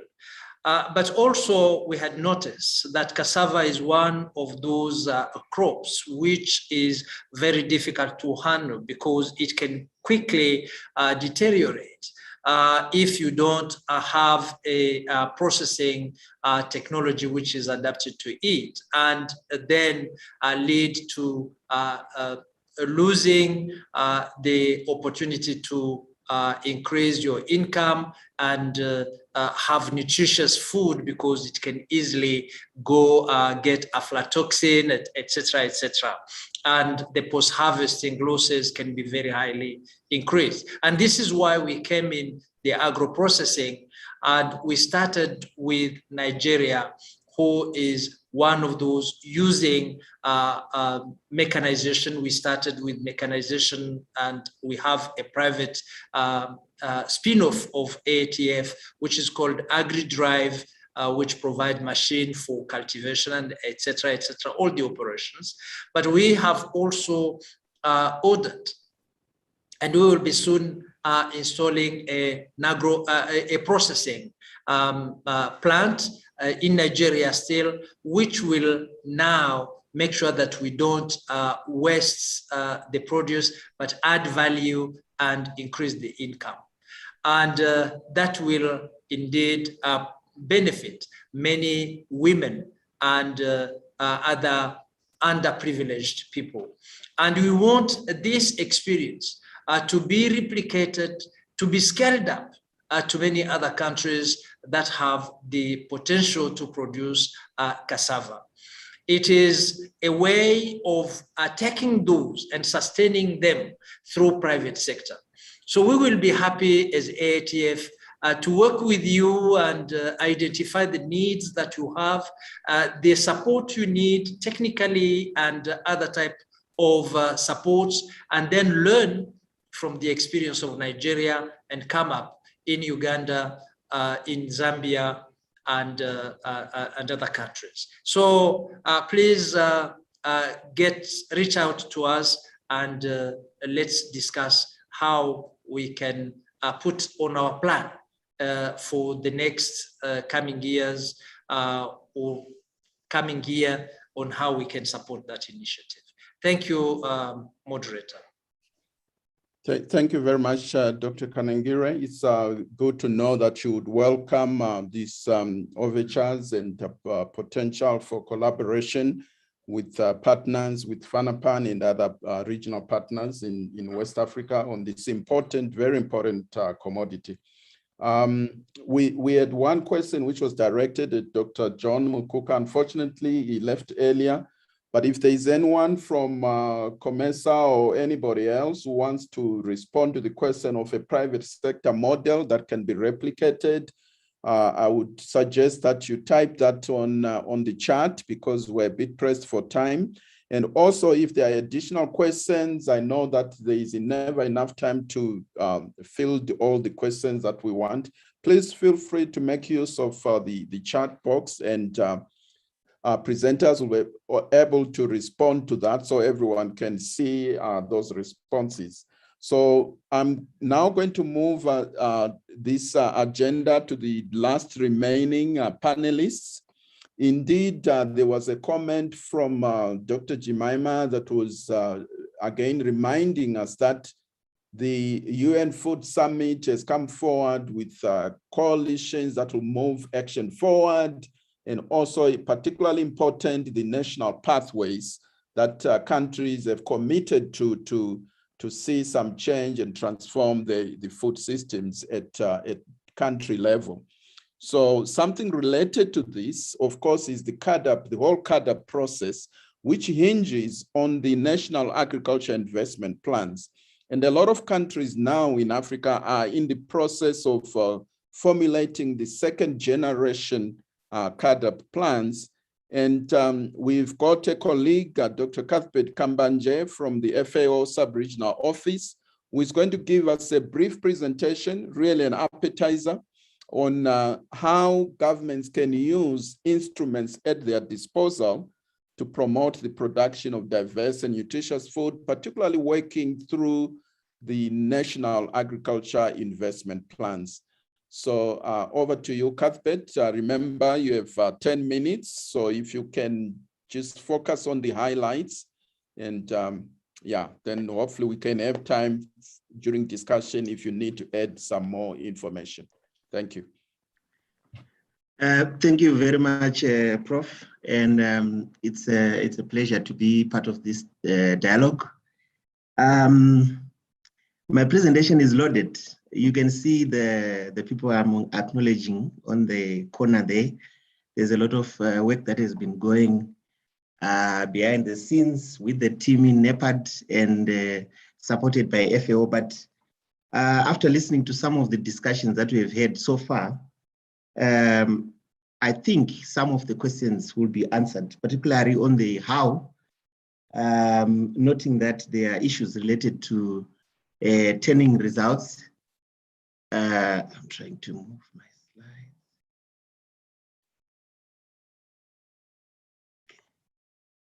I'll jump this one. Okay, so the first thing that I want to mention on the presentation that I'm going to deliver is that the failure to turn policy into results is a result of absence of the right instruments and tools for implementation. The work that we've been doing, particularly driven by AUDA, which is formerly NEPAD, as FAO, is to come up with an instrument-based approach, which is being promoted as most countries move into development of the second generation NIPes. You will see shortly some of the components of this whole process. But to begin with, what we have seen is that the feedback on the implementation of the CAADP process is that implementation of policy represents a major obstacle, and policy statements remain statements of intent, and those statements, turning those statements into action is often very challenging. And this has been the problem that we have seen across the continent. And policy needs to define in detail how policy should be implemented. Without the detail, policy will remain a statement of intent, and it's still not real policy. So what is important here is to define precisely how policy will be turned into action and describe it in detail. Those details are what we call policy implementation instruments, and are made up of distinct policy measures that say explicitly what needs to be done and what money has to be spent on. And this has been absent, of course, in many of the policies that we've seen across the continent. But we need to mention that government have been using policies in many areas. Government are already using these policies, policy instruments. But the problem is some of the instruments have been used over and over again, and they have not used the combinations of instruments, even better combinations of instruments that they should be using. Policy instruments combine different policy measures that need to be customized, adapted, and invented based on the experience and to fit each national context and to achieve desired results in each setting. I'm sorry, I'm having to run because there are a number of slides that I have, and I feel I have to show you all of them so that you can get an appreciation of what we are trying to do.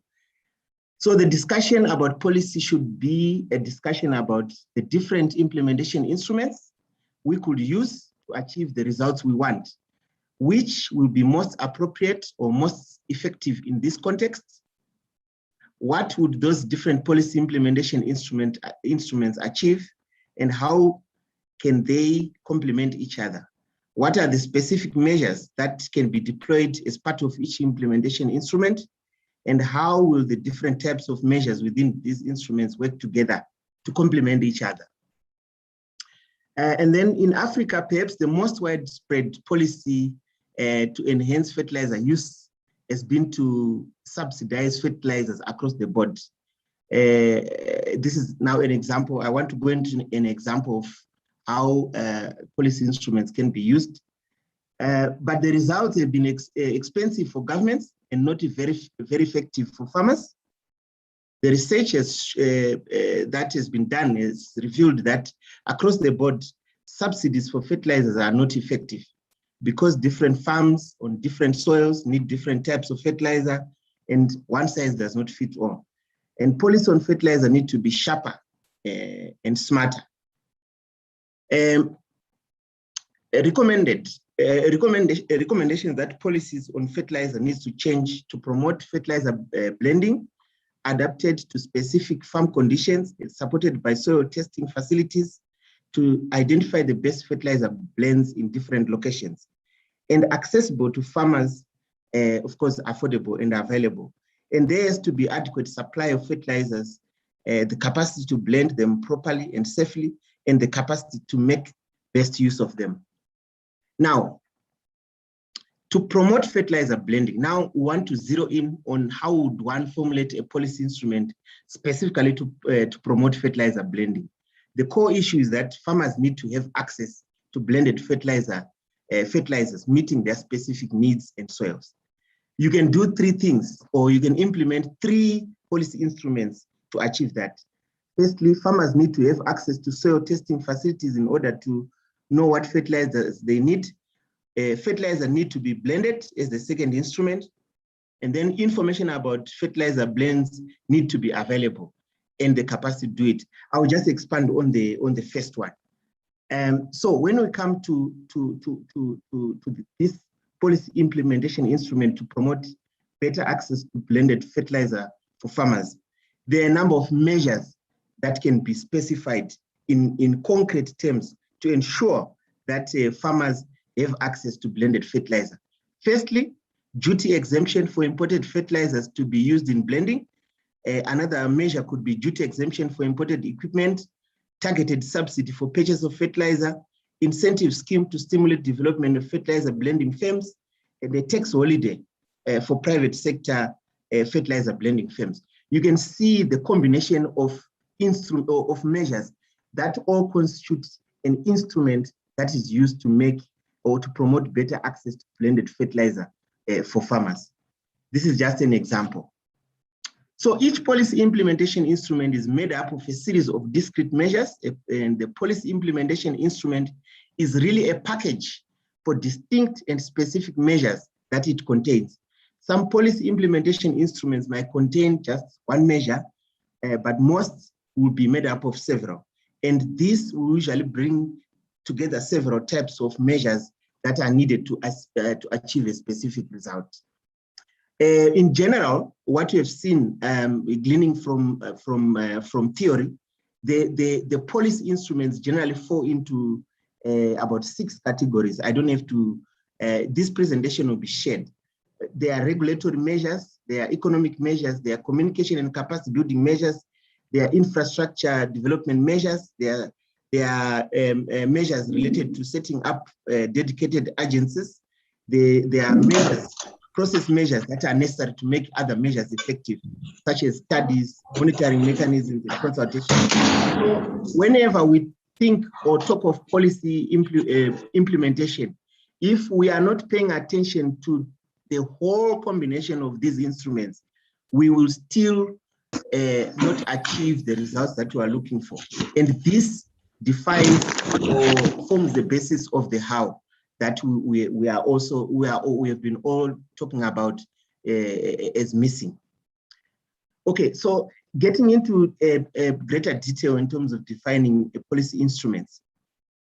Firstly, in terms of description, a policy instrument will have a name and why that policy implementation instrument, meaning the rationale, how it can be, or how it can complement or be complemented by other policy implementation instruments and other investment areas under strategic axis. You will see this in a broader scale.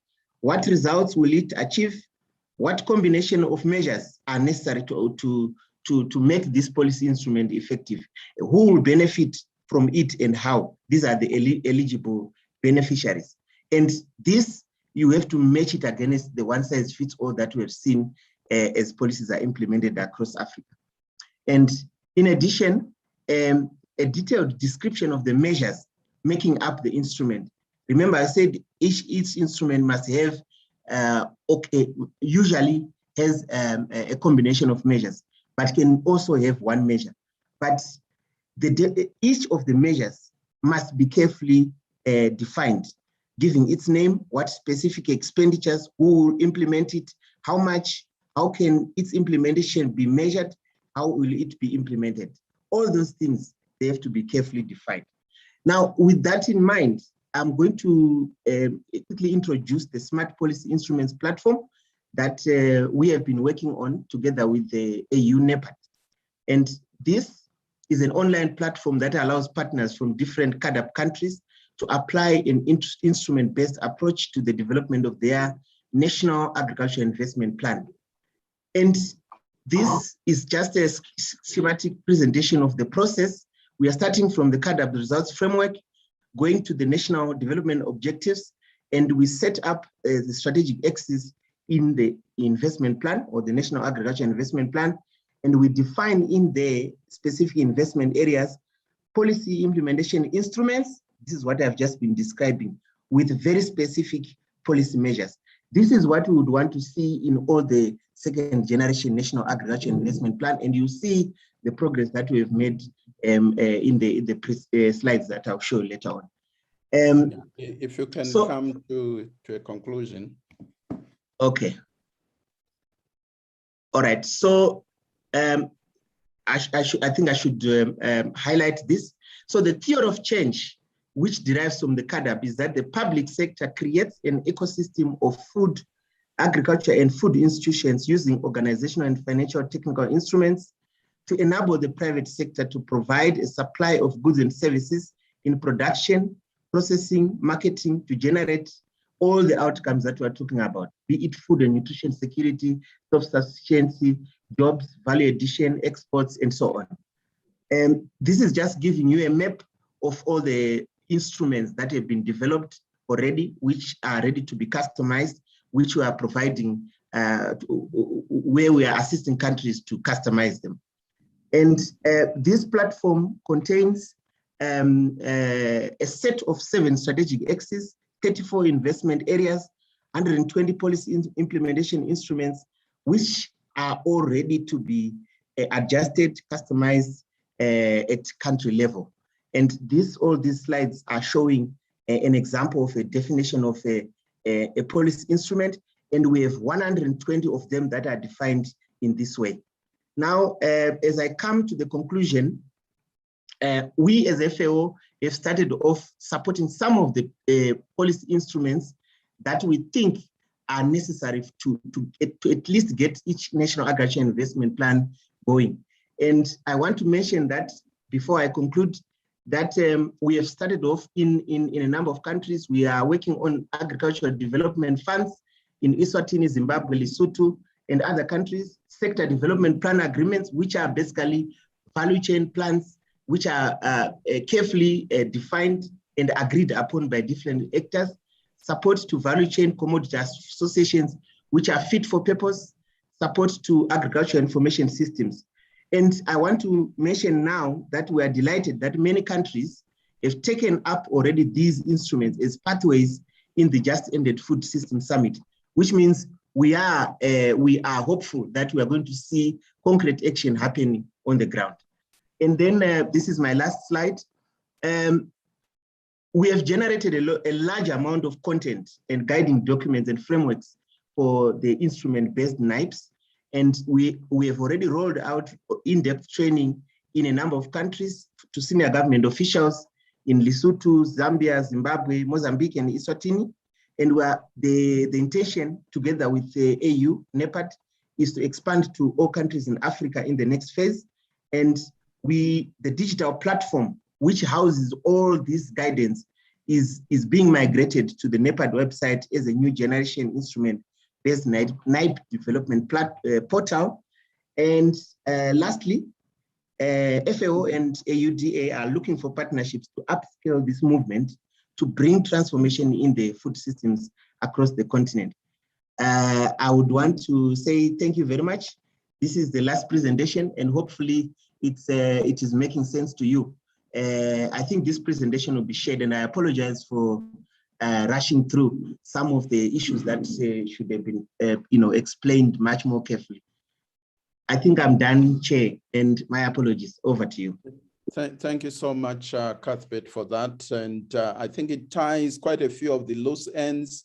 It shows the respective role of governments, private sector, and other actors in actually delivering implementation, as has been recommended through the UN Food System Summit. And also, we are talking about catalyzing action, catalyzing implementation, so that policy moves to practice. But one of the key things that are important, and this has come out, I think, in the earlier sessions, one from Joanna and also the discussion, that it's one thing to promote, let's say, smart foods. On the one hand, if there's no uptake, then of course it means investment cannot happen in those particular areas. So one of the key things which are related to drivers of this investment is really the capacity of consumers to demand diverse, safe, and nutritious food. If consumers do not demand smart foods, if they don't demand that the blue economy supplies animal source foods, then of course you would find that the supply side is sort of like supply driven, so to speak, and is not responding to demand. And so we are fortunate to have Professor Hetty Schoenfeld from the University of Pretoria to share some thoughts on how to build capacity for consumers to demand this kind of food, because it takes two to tango. You can't just have supply. And we've seen what supply can do. I mean, supply-driven solutions haven't taken us too far.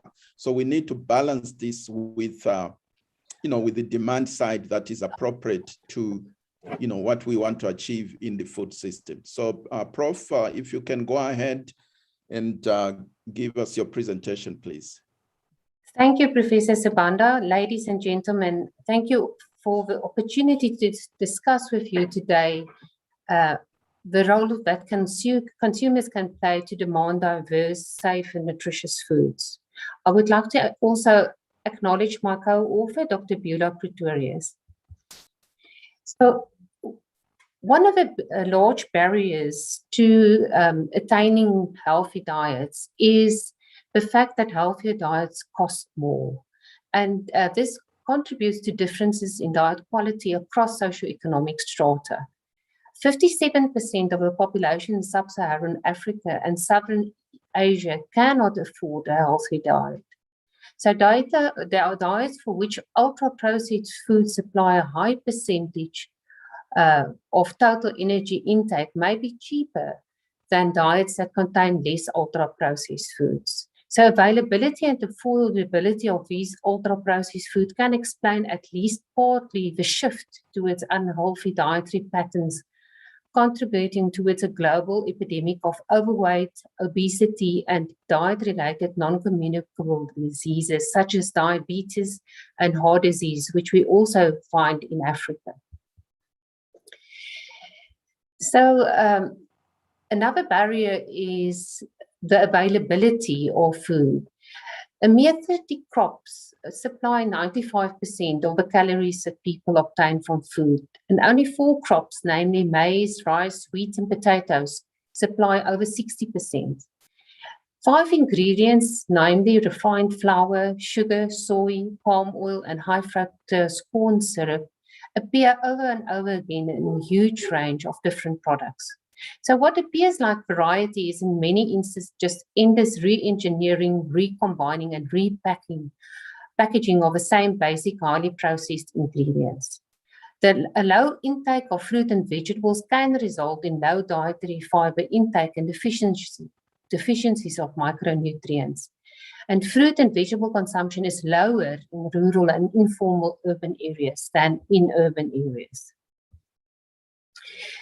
We also know that there has been a shift in media practices, such as our previous speaker also talked about.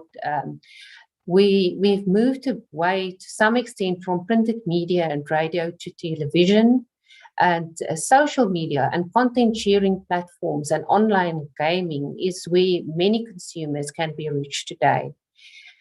So high fat, sugar, and salt food marketing strategies also imply emotional benefits from consumption, which lead to increase of the consumption of these products. And children are specifically vulnerable due to their cognitive development stage and inability to always discriminate between healthy and unhealthy messages. So, and another barrier is that the consumer has generally a lack of knowledge about what a healthy diet should consist of. Because for many years and in many of the agricultural circles and economic circles, the focus has always been in producing enough energy for a population to eat and not enough nutrients of the right kind. And the diets of the poor and developing countries usually consist of very high amounts of staple foods such as maize, wheat, rice, cassava as well, but few micronutrient-rich foods such as fruits, vegetables, and animal products, which of course lead to the fact that there's a low intake of vitamin A, iron, and zinc, which is our nutrients of concern. So what kind of action can consumers in fact do? So smallholder farmers are responsible for most agricultural production in sub-Saharan Africa.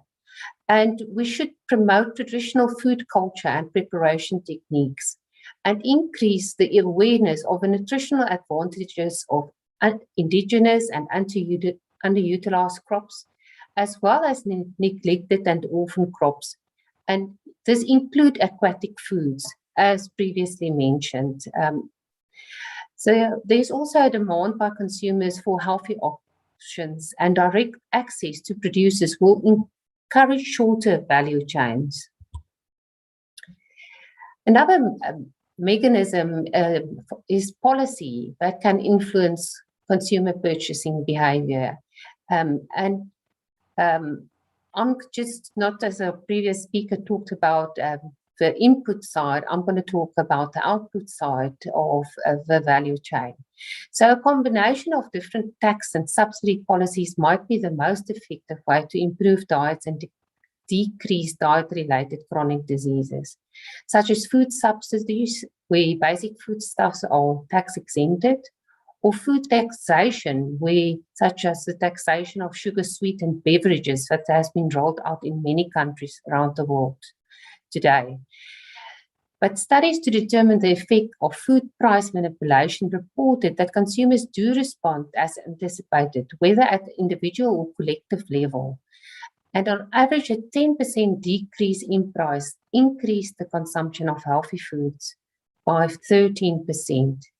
It's also important to decrease the amount of cognitive control required to buy healthier food so that it is consistently become more preferable. But what is important for governments is that the generated income through these fiscal policies need to be directed in transparent ways towards improving public health and must not merely be a means of generating more government income.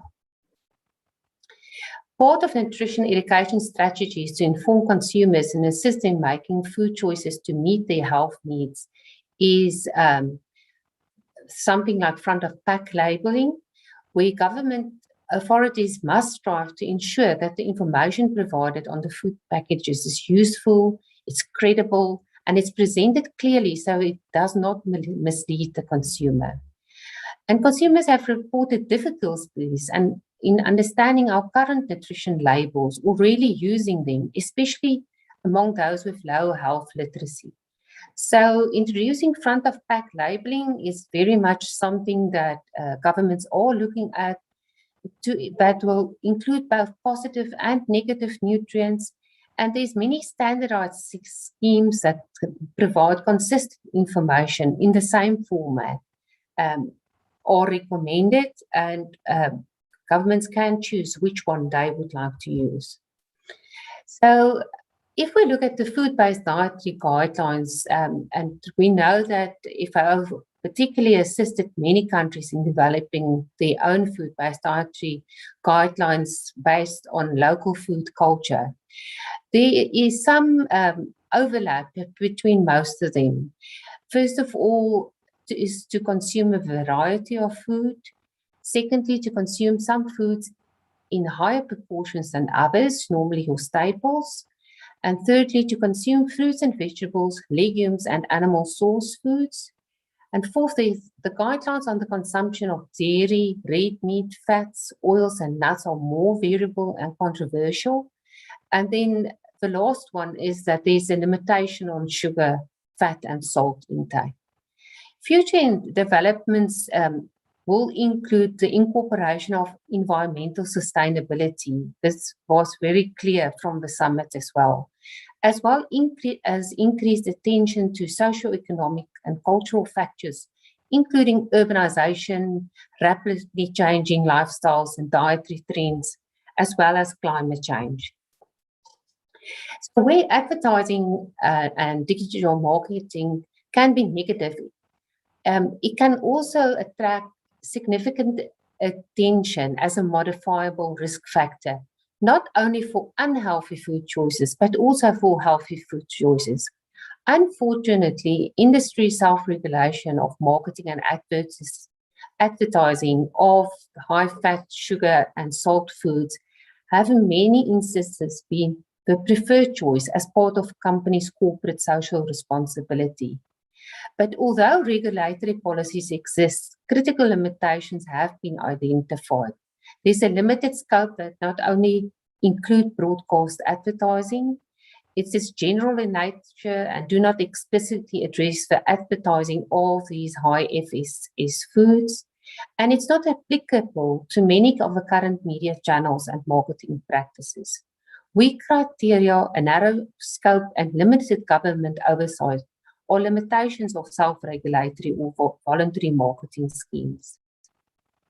So for us, it is a priority to strengthen consumers' information and education to enable them to make healthier food choices. And I think monitoring and evaluation is very important and must be a priority for everyone in the food value chain. So food system transformation at the consumer level enable the consumer to make healthy food choices more of a default and effortless, thereby relying less on individual self-control and more on changes in environment and social standards. And with that, I would like to thank you.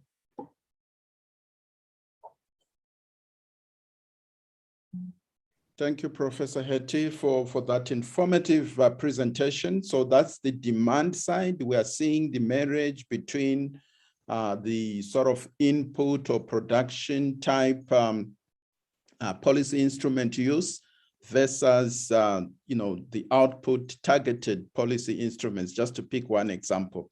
So yes, it's important that we balance this equation, that we don't just focus on the supply side, but also look at the demand side. Thank you so much. I hope we have enough time to be able to come back to tease and you have some questions on some of these issues that you are raising. Very practical, and how the private sector can play a role in this. I mean, the issue of voluntary controls or guidelines on the part of the private sector, the effectiveness thereof otherwise. But let's move on to look at, I hope this is not an afterthought. In all this, we've got the voice of the farmers. The farmers play both roles. They are producers, so they are sitting as on the supply side, but they also happen to be consumers on the one side, which makes it quite complex. But so the question is, what is the role of farmers, especially family farms, in food and nutrition security, especially looking at all these issues that we've been discussing? We've been talking about instruments to support, effective policy delivery on production, but also on the consumer side. But in the middle of all this, we've got farmers who in a lot of cases are carrying the biggest risk of our food systems in terms of the chances that they have to take. And if some of us had to take the kind of risk that the farmers meet every day, it'll be so difficult to see how we could actually survive this. I mean, you go out right now, I had thunder last night, and if I were a farmer, I would be thinking, is this time to prepare the land? Have I already done this? What am I going to plant? How is the season going to work out it? So let's hear from Dr. Diega, who is the deputy chairperson of FANRPAN, but more importantly, the president of the World Farmers Organization, who, other than Dr. Diega, to actually talk on behalf of the farmers and really tell us what's the role of farmers in this food system if we want to see sustainability. Dr. Diega, if you are ready, the floor is yours. Thank you very much, Simba. Dear colleagues, dear co-board members of FANRPAN, can we kick off by just defining this concept which everybody has been using for the last few months in the run-up to the Food System Summit? Food security. What is food security? Now, I want to take a farmer's angle on it and say, whether it is on a household level or in a village, whether it is on a national level or in a region or in a continent, food security does not mean that you produce everything which you consume. Nobody does that. In the age we live in, food security means that you need to produce enough of that in which you have a competitive advantage, so that you can exchange from the food basket that which you do not produce competitively. There are certain things like tea and coffee, for example, which in South Africa we are major consumers of, but we no longer produce it competitively. Hence, we imported it. We import it now from Rwanda and Tanzania and Kenya and Uganda. And it does not mean that we are failing in food security, because we export again to those countries the stuff in which we produce in abundance, like maize and chicken. But that implies a marketplace, a floor on which we trade the surpluses we produce. And that can be a physical place, or it can be a digital space. But most important, it also implies that farmers have proper linkages to markets. that they can send their produce there, and that on that market floor, fairness and transparency prevails. Now, this does not only apply to farmers, because there are other food producers who are not farmers, like the fisher folk. And I'm very grateful that we also have representatives of family fishermen on our platform today, because all these principles are as valid from their angle than it is from the angle of the farmers. Now, later this week, in the World Trade Organization, we will wrestle all over again for fairness in global trade, and for transparency, and for level playing fields. But back to our neck of the woods, farming in Africa. We sit in an environment where, well, very little which we buy on the marketplace or from the shelves do not come from family farmers. Unlike the Midwest of the USA, large parts of Eastern Germany, it is not the big corporations who are producing our food. They might be the ones who are processing it, but it is family farmers and family fishers who are producing it. And from there, it goes to the cities. For us as farmers, the city is merely a marketplace. And this is where a bit of a mismatch has occurred over the last few years.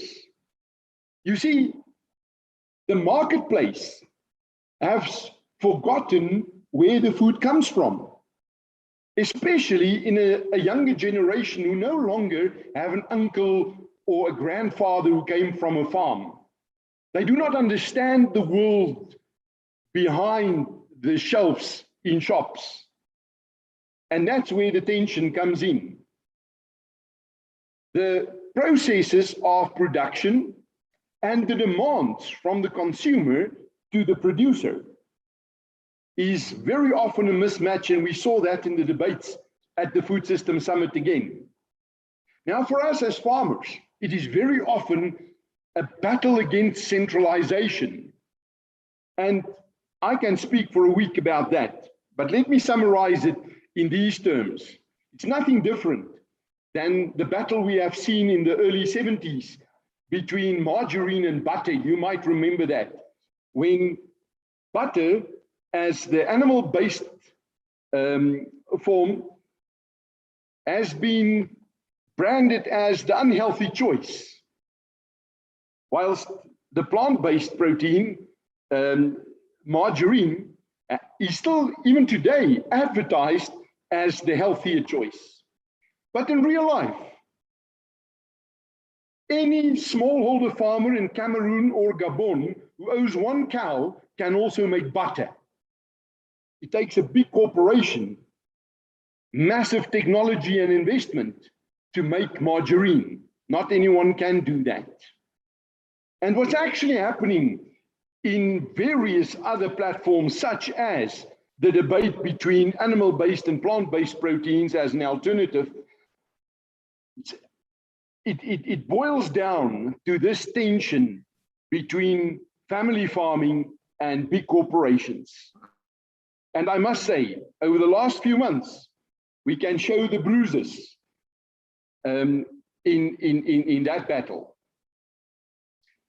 It's about more than that. It's about food security in those spaces which are not city spaces. It's about creating an alternative to urbanization, giving a choice to youngsters to rather live in the rural spaces. And not everything outside the city is farm. There's something in between, and that is the small town or the fisher's town. You see, that is the first step in downstream processing. That's where you package your stuff. That's where you send it off to the market. And towns only exist because there are enough family farmers or family fishers to maintain a place of worship, agribusiness, or where you can buy your inputs, and a primary school. Because your mega farmers and your corporations do not use the local lawyer, the local bookkeeper. They go to the city for that kind of business. This is why I say that family farming, the concept of family farming, is the anchor of a rural alternative to city life.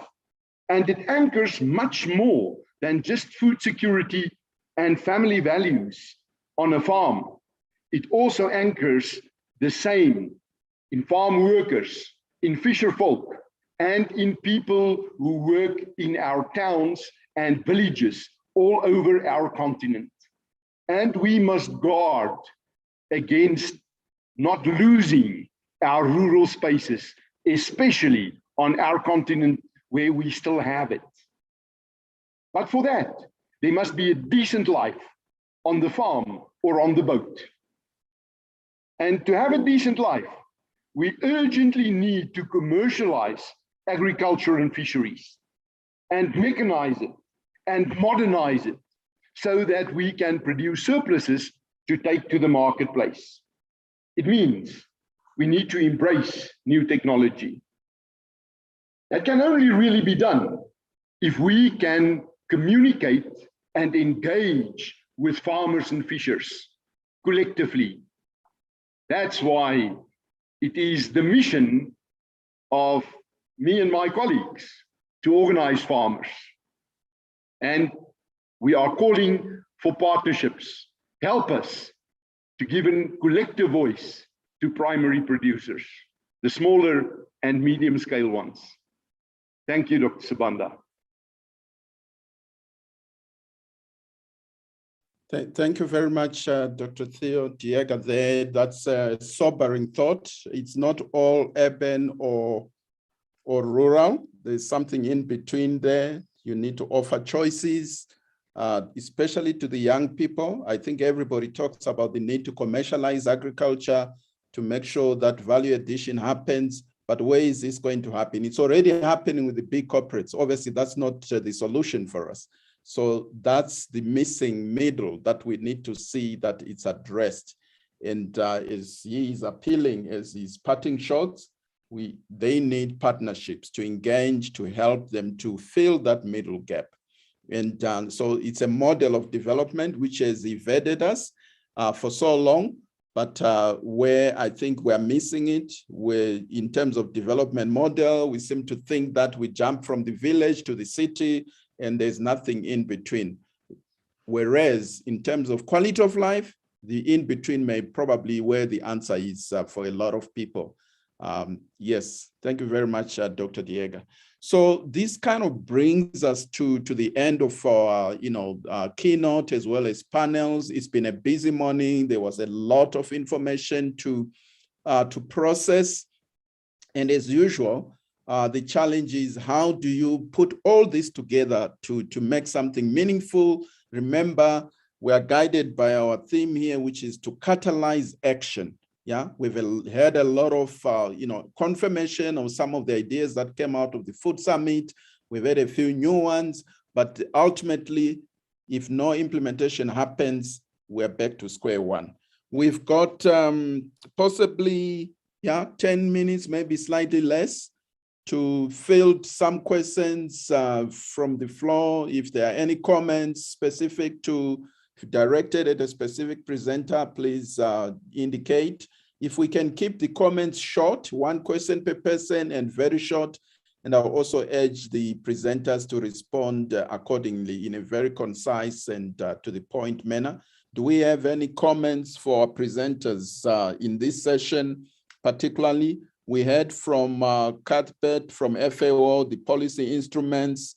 We also heard from the Professor Hetty dealing with the issues of demand for food that the consumers need to play their role. And we've just heard about amplifying the farmer's voice from voices from Dr. Diega. Yes, Professor Kaya, you will hear from you. Let's keep the interventions short and to the point so more people can come in. Please go ahead. Prof. Kaya, the floor is yours.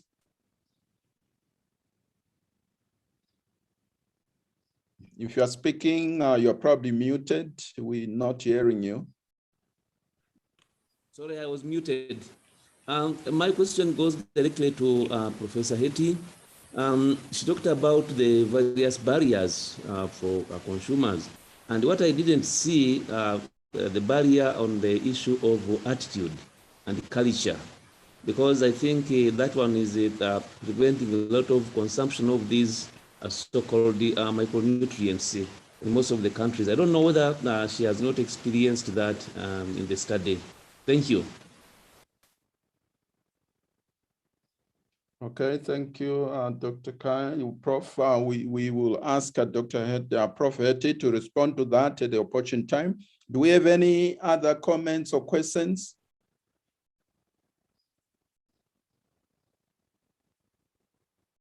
Okay, while we're waiting, maybe I can ask Prof. Hetty to respond to that. Barriers from attitudes and culture. Yes, I think what is very important is, perhaps I've missed it, but I didn't deliberately did so. It is very true that local culture play a huge role in which foods are selected and being often consumed. I saw in the chat there was also a question about nutrient value for wild meat and how much data is there on that. And we don't have a lot of nutrient data on that because it's very culturally specific, how these, which type of foods are eaten. For instance, everyone know about biltong in South Africa. We have values for that. But it is not from a particular game species that we will have those values readily available, but they all contribute to local diets. And what is very true is to be able to overcome the barriers or food preferences for foods that you do not normally consume. It's a real challenge because, in fact, children should be exposed from a young age to a variety of food tastes and preferences to be able to continue to consume it at older ages. So, but we do have a trend at the moment. One of the food trends is that because everyone has, with lockdown, had to stay at home, people are more prepared to experience new tastes and new foods. So, and I think that is an opportunity if we want to push for our neglected crops and our lost indigenous foods. Okay, thank you, Prof. Dr. Njo, please come in. Thanks, Prof. Simba. Thanks to all the presenters. Maybe a question or comment directed to Cuthbert on policy implementation instruments. I think this is very critical. Looking at the fact that we have good policies, and it has been highlighted that the policies that we have or strategies that we have on paper seem to be good, but the issue lies with the implementation part. And I like the interventions that are coming up now, turning the wheel towards the direction of implementation. My question is on the sustainability part of the intervention, because there are a lot of interventions that come, and when there's hand-holding, especially to the targeted beneficiaries, be it farmers, be it governments, you see a bit of progress and the reports are good, but how do we ensure that this is sustainable and this is part of the culture? One of the issues that was raised earlier on is that, there are these commitments and pathways that are presented, but when the resources come and there's no one monitoring closely, people usually revert back to their old ways of doing things. So how do we establish this and make it part of the system? Thanks, Prof. Thank you for that. It's really the issue of change.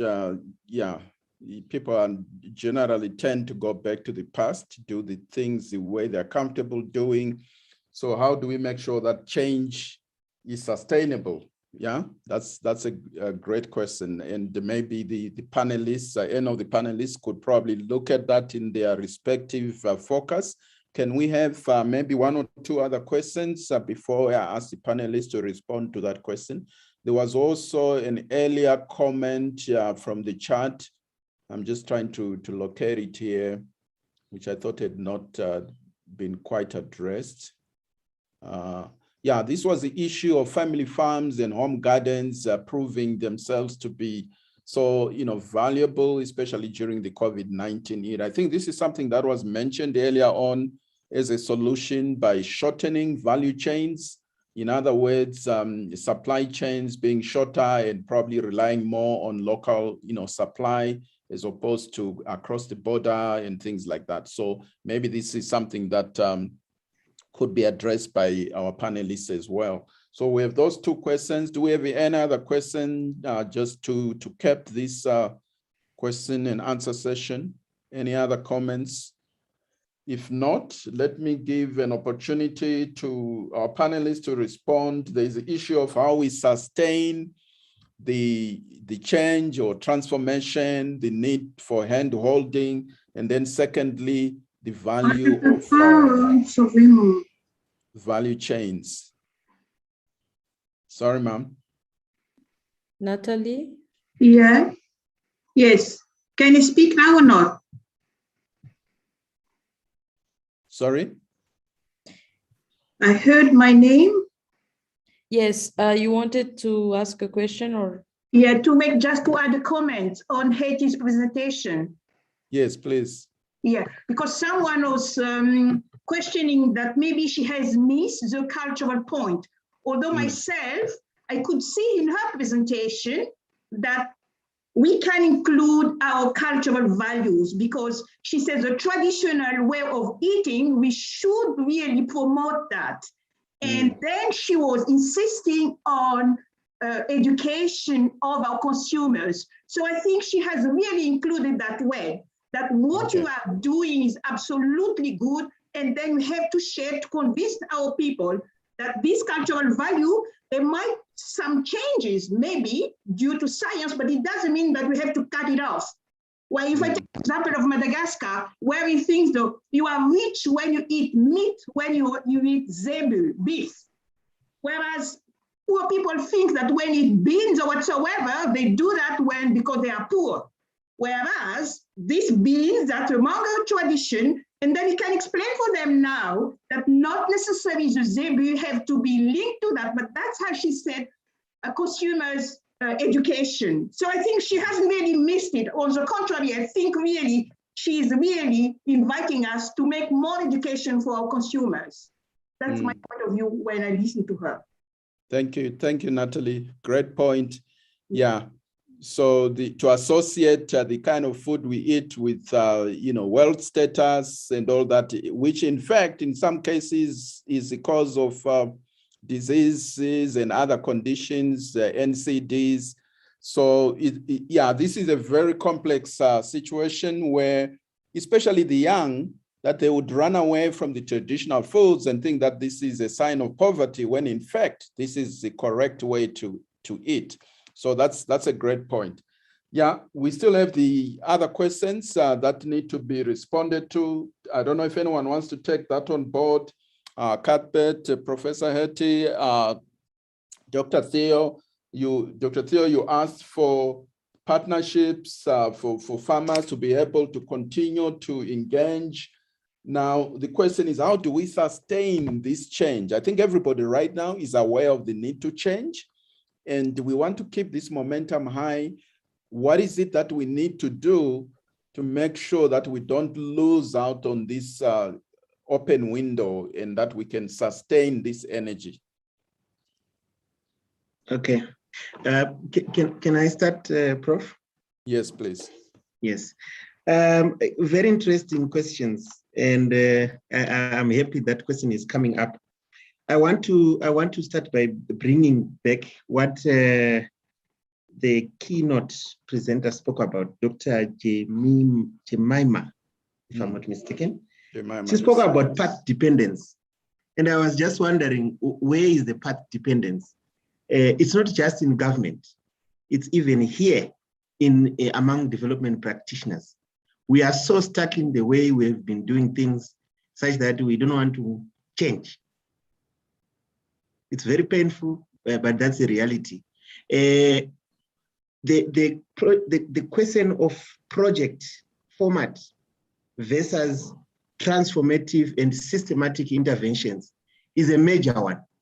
That is why, from our side, we have chosen to go at the level of the policy, because we know that if the government takes up the instrument approach as a policy process, building it into their own systems, building it into their own policies, the National Agriculture Investment Plan process, then we will bring the sustenance or the sustainability that we are looking for. So it's really breaking or breaking this path dependence, not just for government, but also for development practitioners, for us to be able to advise governments correctly. Then, of course, moving more towards those projects or programs that build systemic capacities, that build institutions on the ground. So I don't know whether I've answered you the question, the colleague who asked this question. Over. Thank you, Cuthbert. It's a big question, obviously, because it's really at the heart of what we're talking about. How, yes, we realize we need to change, but it's more comfortable to stay the same. And if we do try, anything to change, the momentum doesn't last. So the question that you are addressing is, let's take this at the systemic level, which is what you are driving. And it's very much resonates with what Dr. Njiku was, asking us to do, where she looked at the characteristics of policies. And one thing that I caught as we kind of come to a close, it's that we somehow need to play, even the policymakers, the practitioners, we need not lose sight of the politics of policy and implementation, where she said, look, if we don't step up, we cannot expect outsiders to come and invest for our benefit. They will invest for their own interests. So there are all these interests always at the back, which are dictating who actually has the upper hand. As the saying goes, he who pays the piper basically calls the tune. So we need to make sure that our policymakers play the right politics, they make the right decisions. In fact, it's a win-win situation for them if they deliver development for people, especially diverse, safe, and nutritious food. It's actually for their benefit as well. Not only are people benefiting, but they also, as governments, they are also benefiting on the political front. But more importantly, we have the work is well cut out for us, irrespective of our interests. The issue of the need to prioritize. We've got so many options. I mean, with over 1,000 ideas, what is it that you are going to prioritize? So, and this needs to happen at the national level. Each country needs to come up with a pathway to transformation that is customized, that answers to the issues that they are facing. And of course, that resonates with the local politics. And with that, I'll say that we invite you to join us again tomorrow, where we are going to continue to unpack this whole issue about catalyzing transformation and make sure that there is action that is happening. And of course, tomorrow we are talking about adaptation and resilience. We want to build back better. And very interesting, array of topics that we're going to cover tomorrow. So I would say, yes, let's meet back at 10 o'clock tomorrow.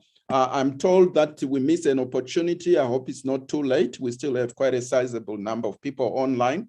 if you can activate your videos. So we have a photo moment, just a record of people that were on this platform today, just to say that we were there. We also want to keep memories. So please, if you can put your video on, and Kanto can do the honors to take that picture, please go ahead and activate your videos quickly, if we can do that before we finish. Everyone, just quickly want to take a picture in 3 seconds. If you can hold your beautiful smile. 1, 2, 3. Thank you, everyone. Wonderful. Thank you, Kanto. And thank you very much to all our speakers this morning. We want to thank Dr. Jemima for our keynote. We thank all the panelists that contributed. And to just a reminder to our panelists, if you were speaking from your notes or you had the PowerPoint, to please share it with the organizers so that we can keep a good record of what transpired. And of course, our rapporteurs have been capturing the take-home points. I will not try to summarize this. It's a wealth of information. And thank you very much to everyone for active participation. And we hope to see you again tomorrow in great numbers. Thank you. And we'll bring this session to a close for today. Thank you very much. Bye.